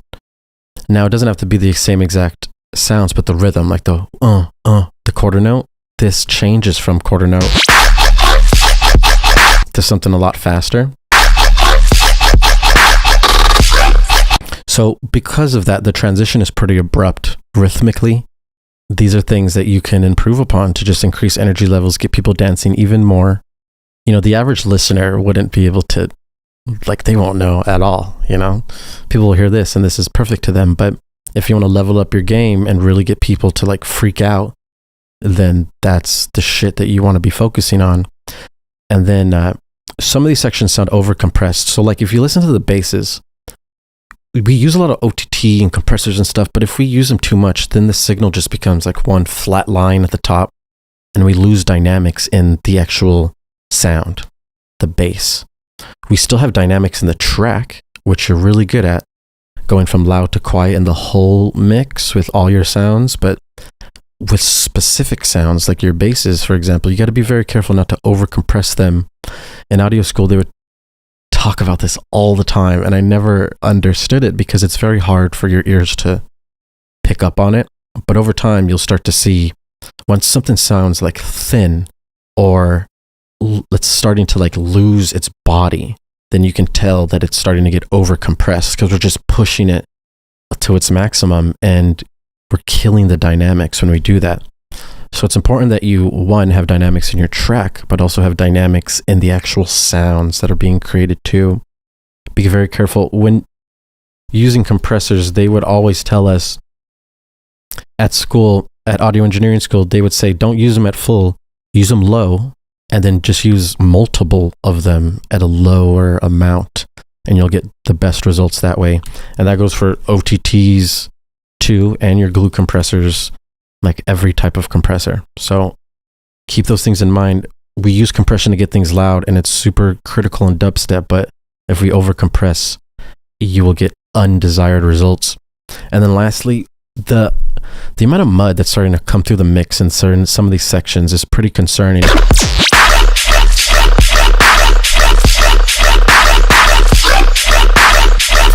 Remember, the mix can sound congested if everything is just coming at you at once and frequencies aren't tamed.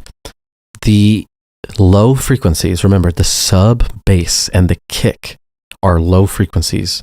Those belong in the middle of the stereo image. The middle, mono. If there's any low frequencies being played on the left side or the right side, or any muddy frequencies being played, which is 100 to 200 hertz, it's very abnormal, and it starts to sound very congested with everything else that's playing in the sides, and it doesn't really flow well with what's playing in the middle. So this is where mid-side EQ comes into play. Now you're into the advanced territories where you can throw the mid-side EQ, cut the lows only in the sides, or maybe turn down the lows or turn down the mids and the sides, and find that perfect balance so that your mix is clean. Because right now it's sounding pretty muddy with how much lows and mids are being played in the sides. Like we lose focus on the amazingness that's playing in the prominent section where the sub and bass live, which is the middle. And it's almost like louder on the sides because, remember, we have so much space available on the side, so once we put things there, we perceive them as louder. Your sound is based on this, spreading out the stereo signal, but you just have to keep finding that perfect balance so that you can sound as clean as possible. The cleaner your mix is, remember, we get lost in the sound. If there's mess-ups like this, then we stop getting lost in the music, and we're more like getting hit with noise. We don't want to get hit with noise. We want to be in complete harmony so our soul can blend with the frequencies. It is important. That's music. Music's life. Oh yeah, and transition. So at the end of these drops, it should not abruptly change. There should be a way it should transition beautifully into the next phrase.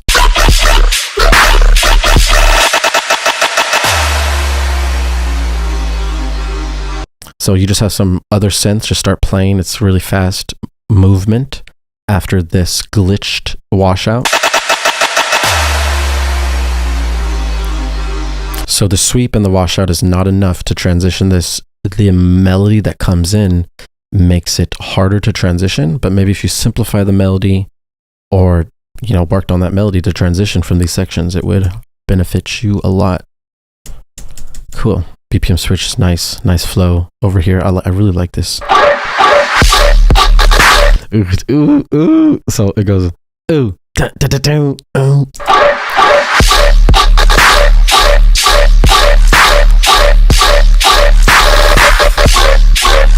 That's cool. That's really nice. Awesome. Good job, Smileys. Once again, sounding heavy, fat, professional. That's how we get it done. Smileys going in. Good job with Crime Scene. Up next, we have Snasta, otherwise known as Snast T, with an edit of Loaded. by the one and only Marshmello and Infect. Sick, dude. Let's go.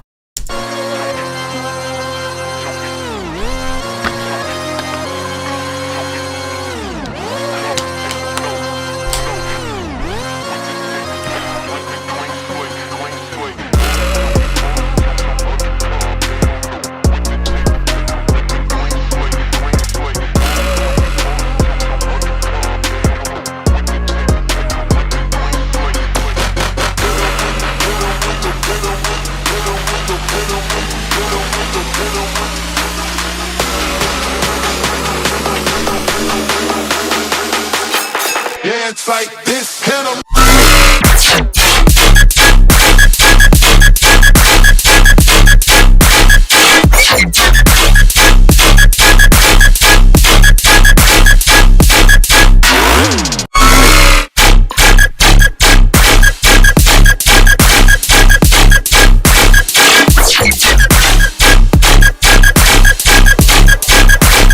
Don't get technical with me.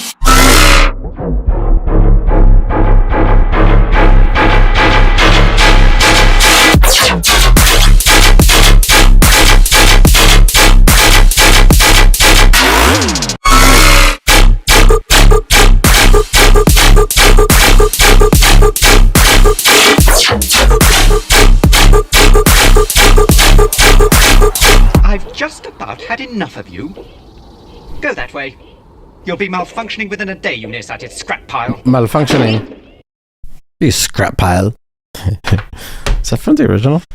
I haven't even heard this original. Someone asked me in the chat, have you reviewed Marshmello and Sudden Death tracks already? I wonder what you think of them and the mix of the style. You talk about that mellow death, dog. Oh, you talk about that mellow death. Bro, I'm gonna make a mellow death video very soon. I'm glad that you bring that up. I love that style, you know. The whole idea of Marshmello going from hyperpop EDM bright for children to the death rhythm is very inspiring to me. You know, as EDM artists, we should be able to make any genre we want. This industry and these labels are the only ones that tell us we can't. But they're losing power and we can start to do whatever we want when it comes to music. Don't rely on these labels and these managers and these booking agents for shows. You guys can get your own shows. You guys can do whatever music you want. Remember, no rules. If you guys want to actually be big, breaking the rules is what's going to innovate and get you to the top. So keep doing it. All right. So this track, we got some rhythm function going on. We got a pretty clean mix. Let's go ahead and check out the actual image during the drop. yeah, it's like this kind of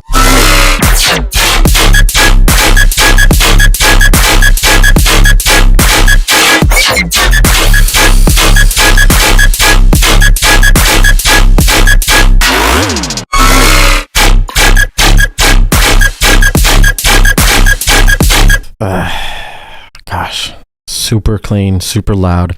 I'm able to turn it up a lot and it still retains clean gain, clean volume, which is nice. The amount of distortion is minimal, which is good. And then the like clarity of the high frequencies is making such a big difference in how impactful it feels.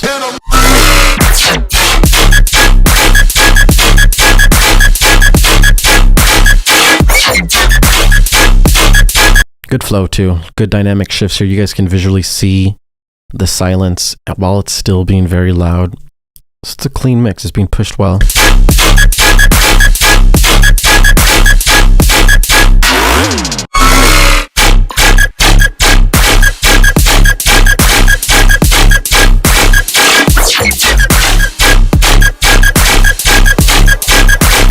Don't get technical with me.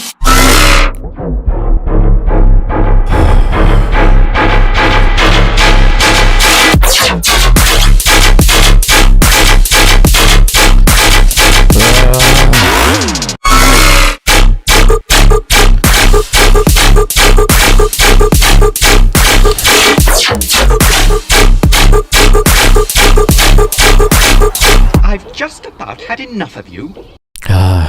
Man, this is pretty nice. It feels really good. And this transition to the drop is really cool.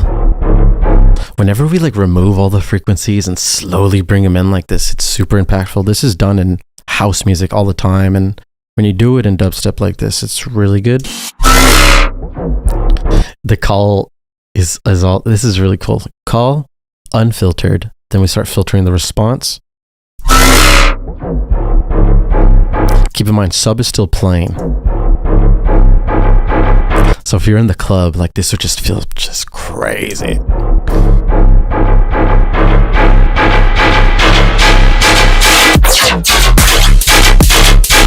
When this is filtering up, you can feel mud, you can hear noise. There's a lot of unwanted frequencies happening here, which is hard to remove. But if you can try to remove it and get this as clean as possible, it will make a very nice difference.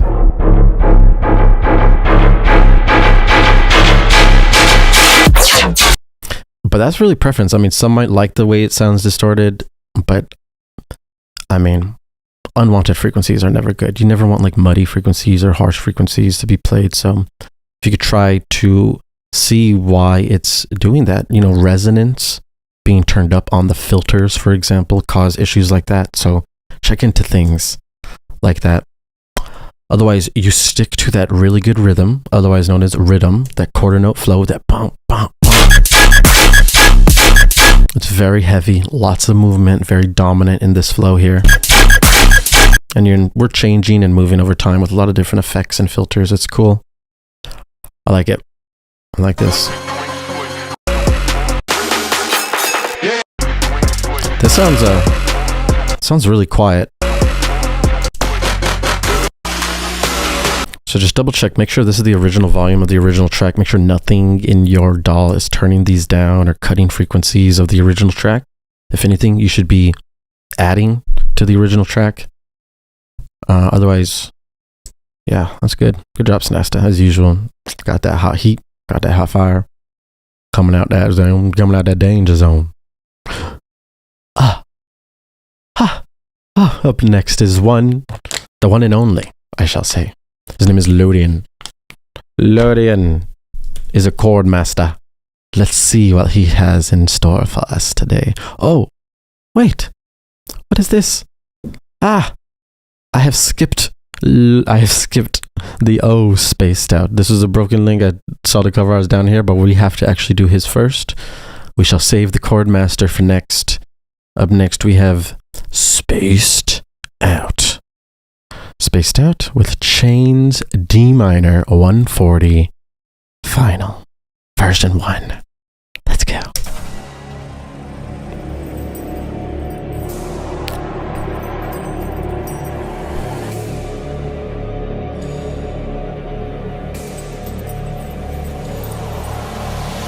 These chains are a reminder of the darkness that surrounds me. I will break free of these chains and unleash the hatred shown to me.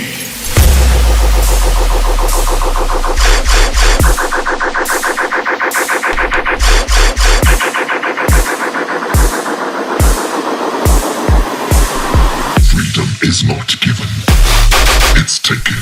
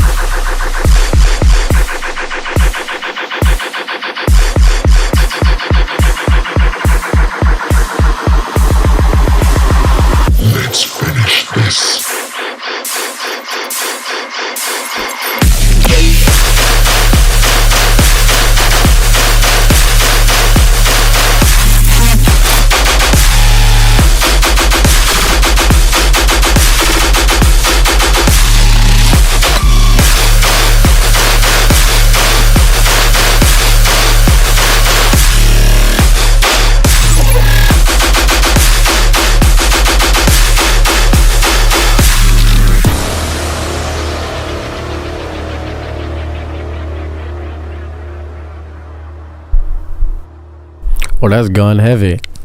We got them chains in D minor. 140. 140. All right, cool. So lots of guns going on here. Some of the gun layers sound like there may be a little bit too much reverb. Like the overall gun stack sounds a little bit spacey. Like there's almost too much depth, too much space. So make sure that you have a couple of strong layers in the middle. Make sure a couple of them are strong on the wide with the reverb on the sides, adding that space, and find a nice balance because we don't want it to sound too reverbed. Check out the groups as well for the guns and make sure that the reverb settings are very low, or you're using parallel processing to get both.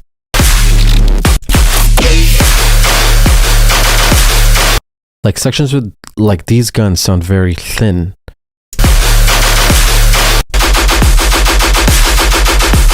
They don't sound thin here because the sub is playing with them.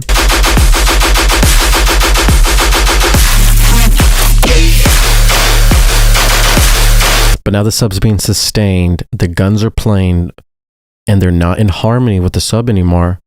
They're just playing on their own, and the sub is doing its own thing as well. Now, because of this, now we have some space to actually hear all the frequencies being played in the gun, and you can tell that you're still missing some more mid, like grungy frequencies, because if it was there, it would feel beefier and not as thin. So they're more dominant on the high frequencies of the gun. You want to adjust that. Look at the reverb on the guns too. It's mine.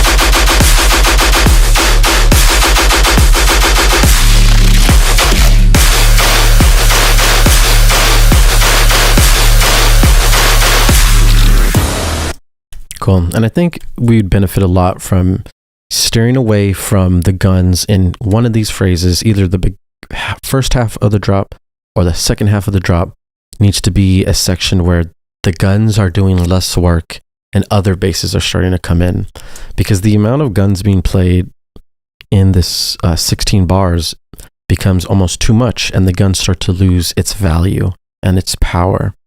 And we want to continue the energy and keep those guns feeling fresh. So doing that will help a lot. Make some other basses, you know what it is. And the flow of this second one's nice.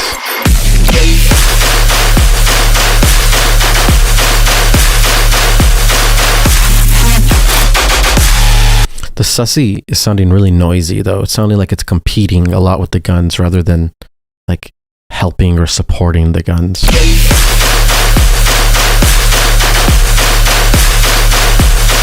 So remember, you have already a lot of lows, mids being played, so there's not a lot of space left in the frequency spectrum for sustains, rather than them just going into the high frequency spectrum. So your EQs will have to, you know, be cutting all those lows, cutting all those mids, maybe heavily cutting the mids so that they can blend in, and then just try to find the nice sussy tone as well. Otherwise, that's about it. It's a good idea. Definitely get this one finished and get that one uploaded. You know what I'm saying? You know what I'm saying? We have Lodian. Check out this cover art. That's Lodian. We have Chordmaster Flex coming up to bat with a. He literally has a line going through his 0 or his O. Like, you can tell he's rebellious. You can tell he wants some push. This is actually the first song name I've seen from Lodian that's a regular English word. Something I know the definition of. Dude, what's happening, man? Let's go. Low, run it.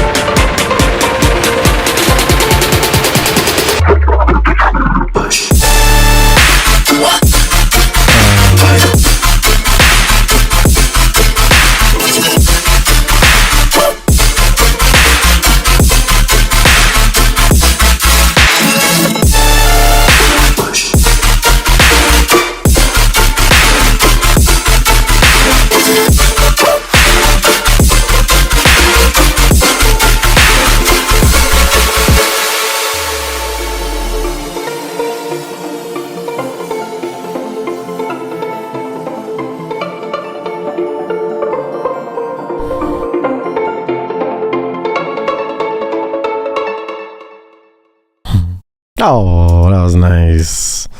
That felt good, man. That felt real nice. All right, cool. Sick. We have this. This is nice to hear from Melodian because it like feels like a different scale. It feels like a different story is being told, a different journey than your usual story. And it's like new harmonies and feelings that I get that I usually don't get from you. So this is really nice to feel.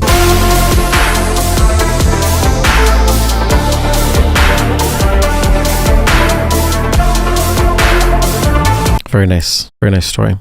Only thing that needs to be improved in these sections is the kick. It's very weak, very, very small. You can barely tell it's there. It needs to be sidechained with everything else that's playing.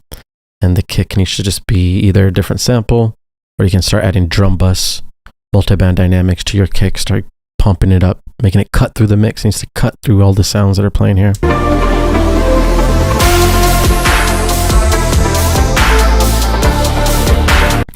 Cool. So when I first listened to the first drop, I perceived it as the sub being really like blown out and sounding muddy. But when you listen to the last drop, you can see that you removed like a wide, noisy layer, and the sub is here by itself, and it becomes a lot cleaner. So then now I can tell what's going on here. Let's listen to this real quick.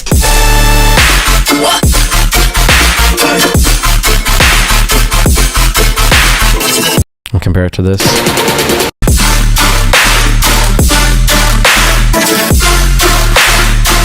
Now, this section of the song is supposed to be like a heavier, more distorted, grungier section. But when we post-processed it and we got all these like muddy, noisy sounds in the wide and the left and the right, starts to sound muddy. So kind of figure out what sounds are being pushed to the sides, EQ them, make sure they're not being clipped so heavily so they sound blown out. Sub is good, but it's more like the noisy, muddy frequencies on the sides that we need to tone down, have a gentle EQ reminder that those need to take a chill. You know, you can tell a big difference from this section. It sounds clean. It sounds like everything has room and space.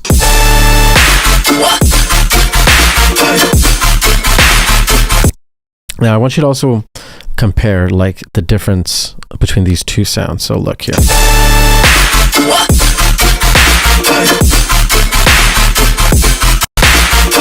So like these sounds are here. Dun-dun.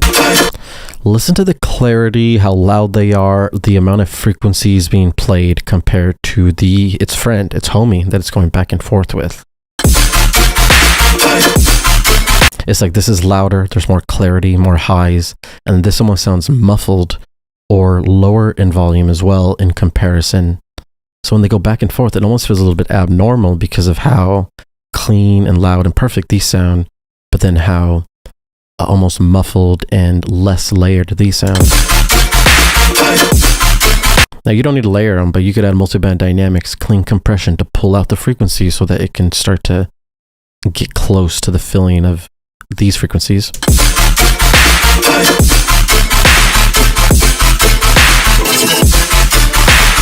I love this drop. This is really good flow in this.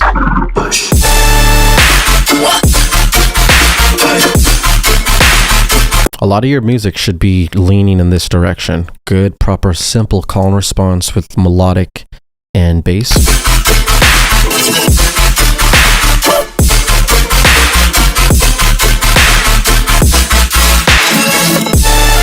Like you keep it simple and then you sprinkle in levels and complexity at the most important sections like the fills and the calls. And that's just proper. That's real professional. That sounds really clean. This is a little bit more erratic. There's not as much flow, not as much dance, and there's a little bit more mud in these sections. So just go ahead and check those out. And I mean, dude, overall, this sounds really clean, really nice. Love your music, as always. Good job, Lodian. Killing the game as usual, Dr. Chordmaster, Lodian. Up next, we have Rad Insium Anomaly.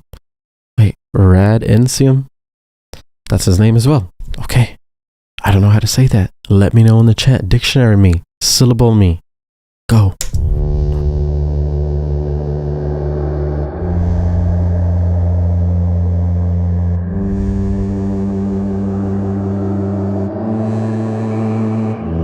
I'm trying to be more like a Lambo.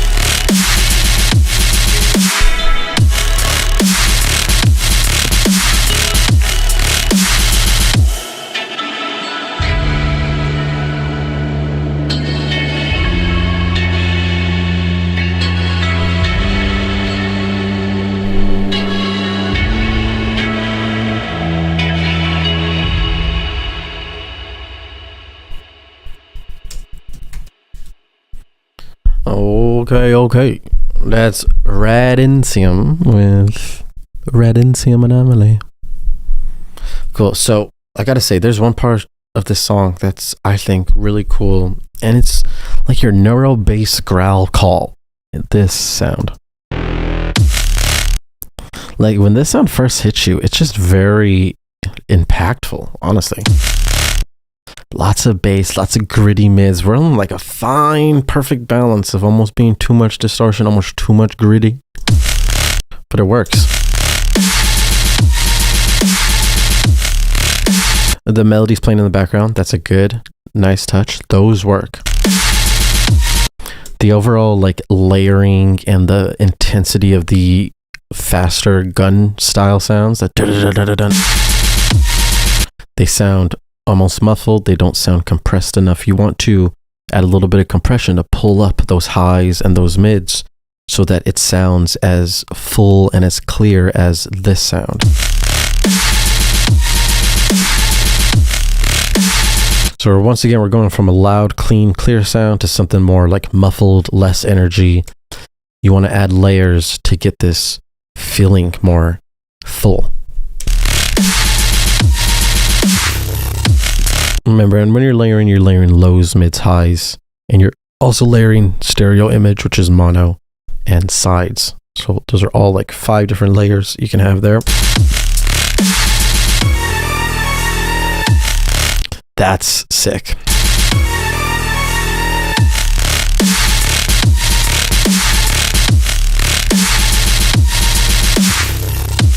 It's real cool, man. Work on those gun intensity and it'll make a big difference in this drop here.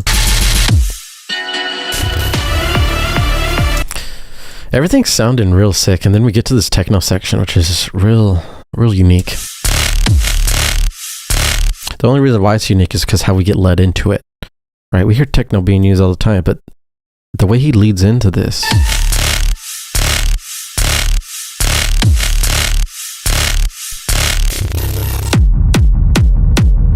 like, you truly get taken by surprise, and it feels abrupt, but it works. And that's something that you have to find another fine balance in, is trying to make something 4 to the floor work in such an abrupt time frame. The only reason why this is working is because he's using techno correctly. So like he's utilizing space, and like you hear all the reverb and the echo in the background. Check it.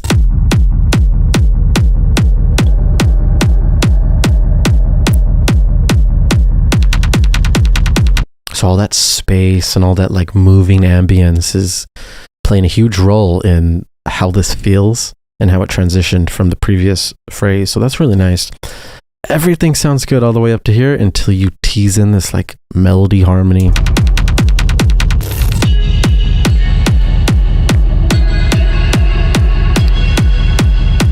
So yeah, starting here, it just kind of goes off the rails. Unfortunately, this is not in harmony. This is not flowing with the techno that's playing. It's a very abrupt switch, and it doesn't really make sense. And once we start to go back and forth between the harmony and the melody, it really doesn't make sense. And then at the end, like the bass line is not playing correctly with, this is probably like a sample that you used. I don't know if you wrote this, because if you did write this from scratch, I would expect you to get the bass line correct with the chords being played by the guitar, but it doesn't seem like you did. So if you're using a sample, be careful just to be careful with the samples you pick, because not only do they have to be in key, they also have to flow and be in the same rhythm or maybe the same timbre as what you're trying to transition it with. So these are things to keep in mind. It'll help a lot. Overall, good job, man. I like the way that feels. Very good dynamics in this sound here. Lots of movement. You can feel it's not over compressed, and it still has lots of gritty. So things like that are nice. Good job. Up next, we got Timba with the Power Punch Final. Look at the cover art. Very evil. Very nice. Let's get it done. Run it. Timba. Power Punch. Boxing. Hit my own lead.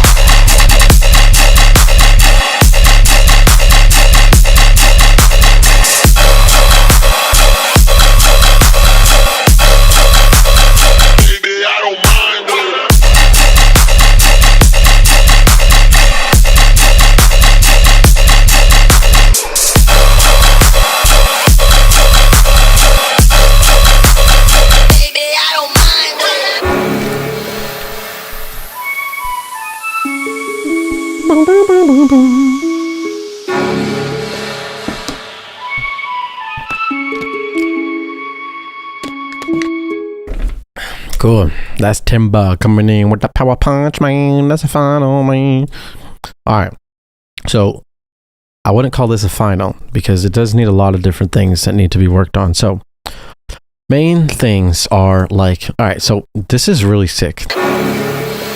The like that's clean. It reminds me of playing 007 for some reason. 007 Nightfire, OG classic PS2 game.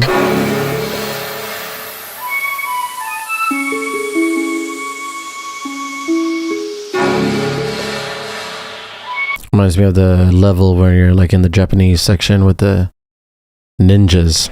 But nevertheless, I digress. We play this in the intro, but we actually have like hi-hats playing too. And the vocal. But the hi-hat is like super loud compared to everything else. It's overpowering loud, and it's way, way, way too impactful. It's being selfish, and it's trying to take up all the attention, trying to take up the whole mix, when the vocals should for sure be like have the spotlight. They should be the star right now.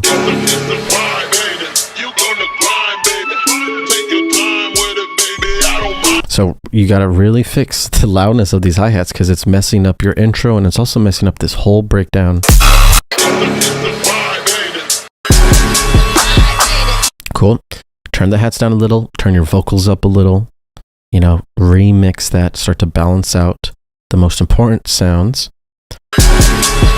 And then once we start to add the sub is very weak. I mean, this is leaning towards the vibes of hip hop and trap and, you know, just real fucking Houston shit or Atlanta shit, either or, but both have lots of sub bass, fat, hard hitting 808s, loud sub.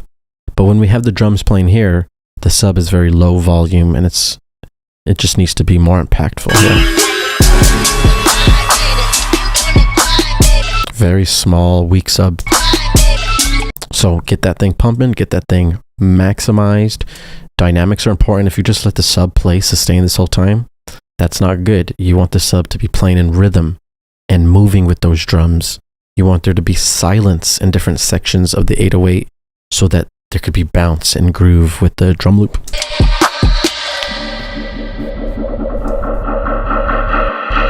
Now, if you look at your drop and you zoom out, you can start to see we start to brick.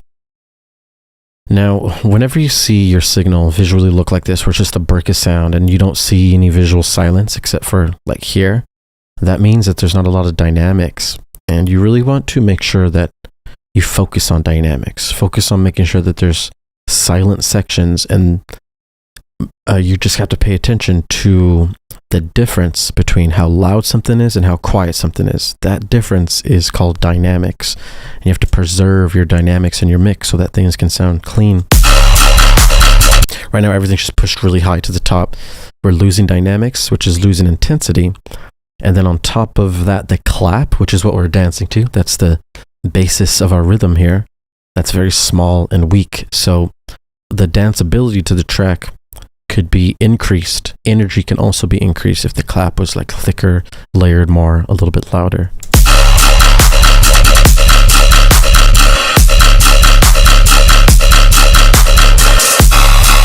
Now these tones are different than these tones. Sound a little bit lower. I really like the sound of this over here. But then you need like offbeat. So the offbeat is every 0.2 and 0.4. So like, that's the offbeat. So if you listen here, if you have something dope on the offbeat, it would add a lot more energy and keep people moving and dancing even harder. So have a nice prominent sound, loud, thick, commanding in your mix on the offbeats, the 0.2s and the 0.4s during the drop. Aight. Good job, Timbo. This is nice. I can tell you got those sick ideas in your brain, so just keep it up. Get those mixes clean. You're going to add lots of energy. All right, cool. Power punch. Up next, we got Massive. with ID, WIP, IDKK. That's a lot of letters. ID, WIP, IDKK. This may be a code, but we shall never know.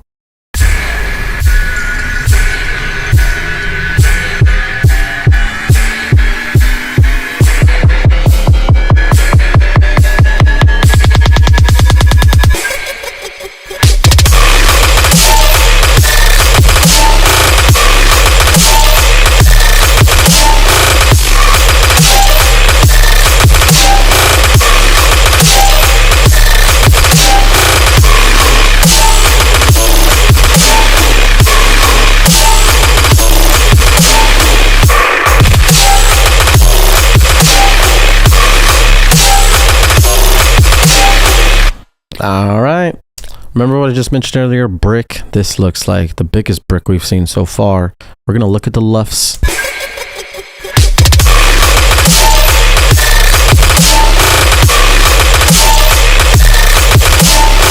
So we're in the danger zone right here. Negative 1.4 is way too loud. This is ear damaging loud. Negative 3 LUFS is ear damaging loud. That's kind of the loudest that Murata will take his music, and I suggest the same.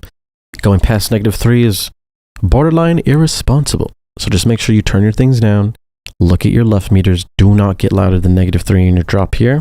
Be very careful for now. When we're listening to this,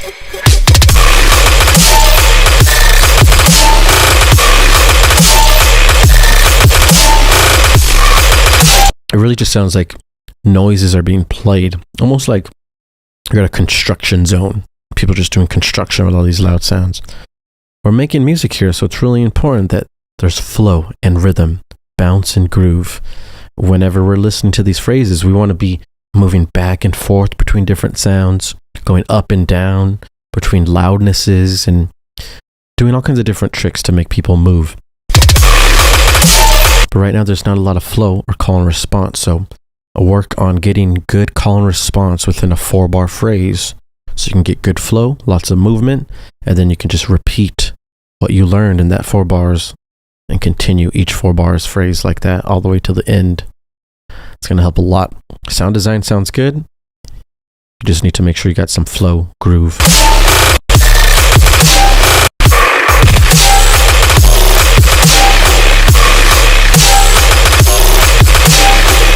Cool.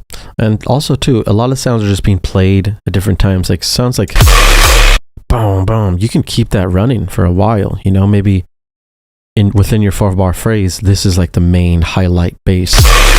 Be boom, boom, boom, boom, boom, boom, boom, boom. Less is more, simplicity is key. Work on those call and response phrases. I do videos on call and response. Just Google Dripment call and response. You'll see what's good. Cool. Next. And lastly, the 20th submission is Jack Lowe with Take That Back. We will not take it front. We shall take that back. Jack Lowe, what does he have in stow? Let's go. Take it back. Don't take it back.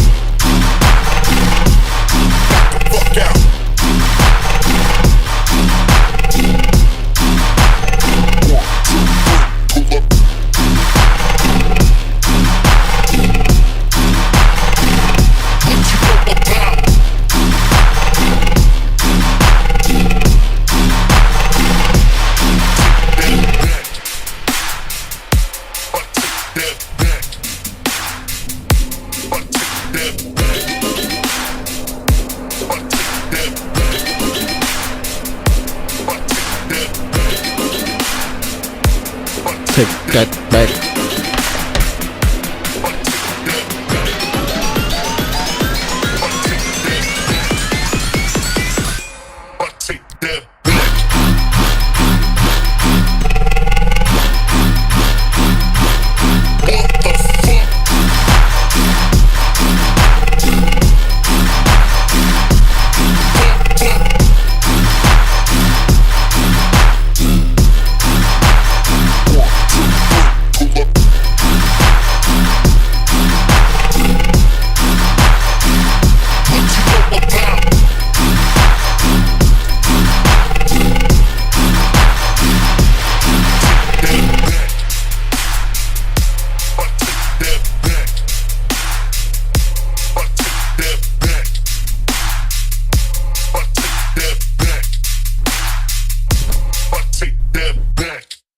Cool. That is Take That Back. That's by Jack Lowe. So what do we got going on here? So we have some quiet. It's a pretty quiet drop, to say the least. We're at -8 LUFS here. Let's check this. Also, look at the image as well while we're listening, like how wide everything is.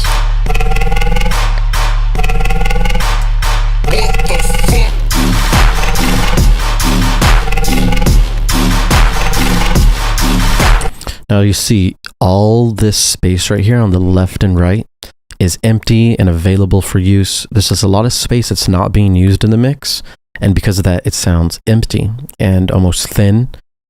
It also has lower energy and intensity because of this. The sound itself, the actual song, is -8 LUFS in volume. So this is really quiet when compared to any other dubstep song. If you're mixing your songs together, like let's say you have like 4 of your favorite artist tracks and then you throw in your track will sound lower volume, and because of that, you'll perceive it to be lower intensity. You'll have to turn it up, and that's just not where you want to be. It needs to be at the same level as your genre, as everyone else in your genre. So like house, for example, is around -8 to -5. Tearout dubstep is the loudest dubstep. That's at like -3 to -2. And then you can see like rhythm or like regular dubstep or bro step. That's at like -6, -5. So you're going to like find a nice range of loudness, because we need, if it's louder, it will feel more energetic. And that's really important here when we're making electronic dance music. Also, one thing that needs to be worked on is overall layering of your basses. So you need to be feeling the frequency spectrum, lows, mids, and highs when you're making your basses. So these basses,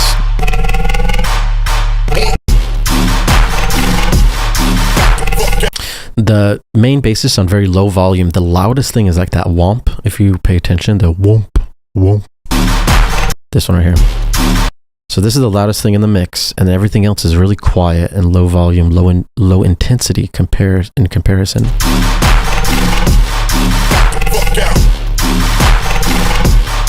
Plus, there's a lot of different sounds playing at the same time, so it's really hard for you to focus on one individual rhythm or groove. And because of that, things are not in harmony. So we're not really getting lost in the music. It's more just like sounds are being played, and that's not something you want to be in. You have to have movement and groove. You'll be able to reach this with call and response. So if you listen to your first 4 bars of your drop, that's where the call and response should be happening. So we'll highlight 4 bars, cut that, and this is our first phrase. Actually, this is a fake out right here, so we can't count this.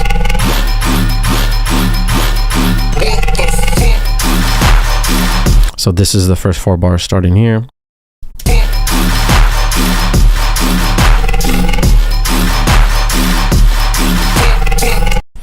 Now, instead of you using call and response in a 4-bar phrase, what you're doing is doing 2-bar sections. So you've actually have a loop going in 2 bars like this, and you'll know because the end of the loop is the same.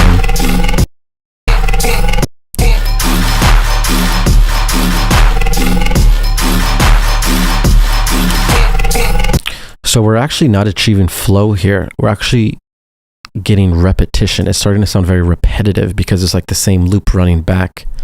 A 4-bar phrase is easier to use because you have enough space in time to create a nice groove and movement.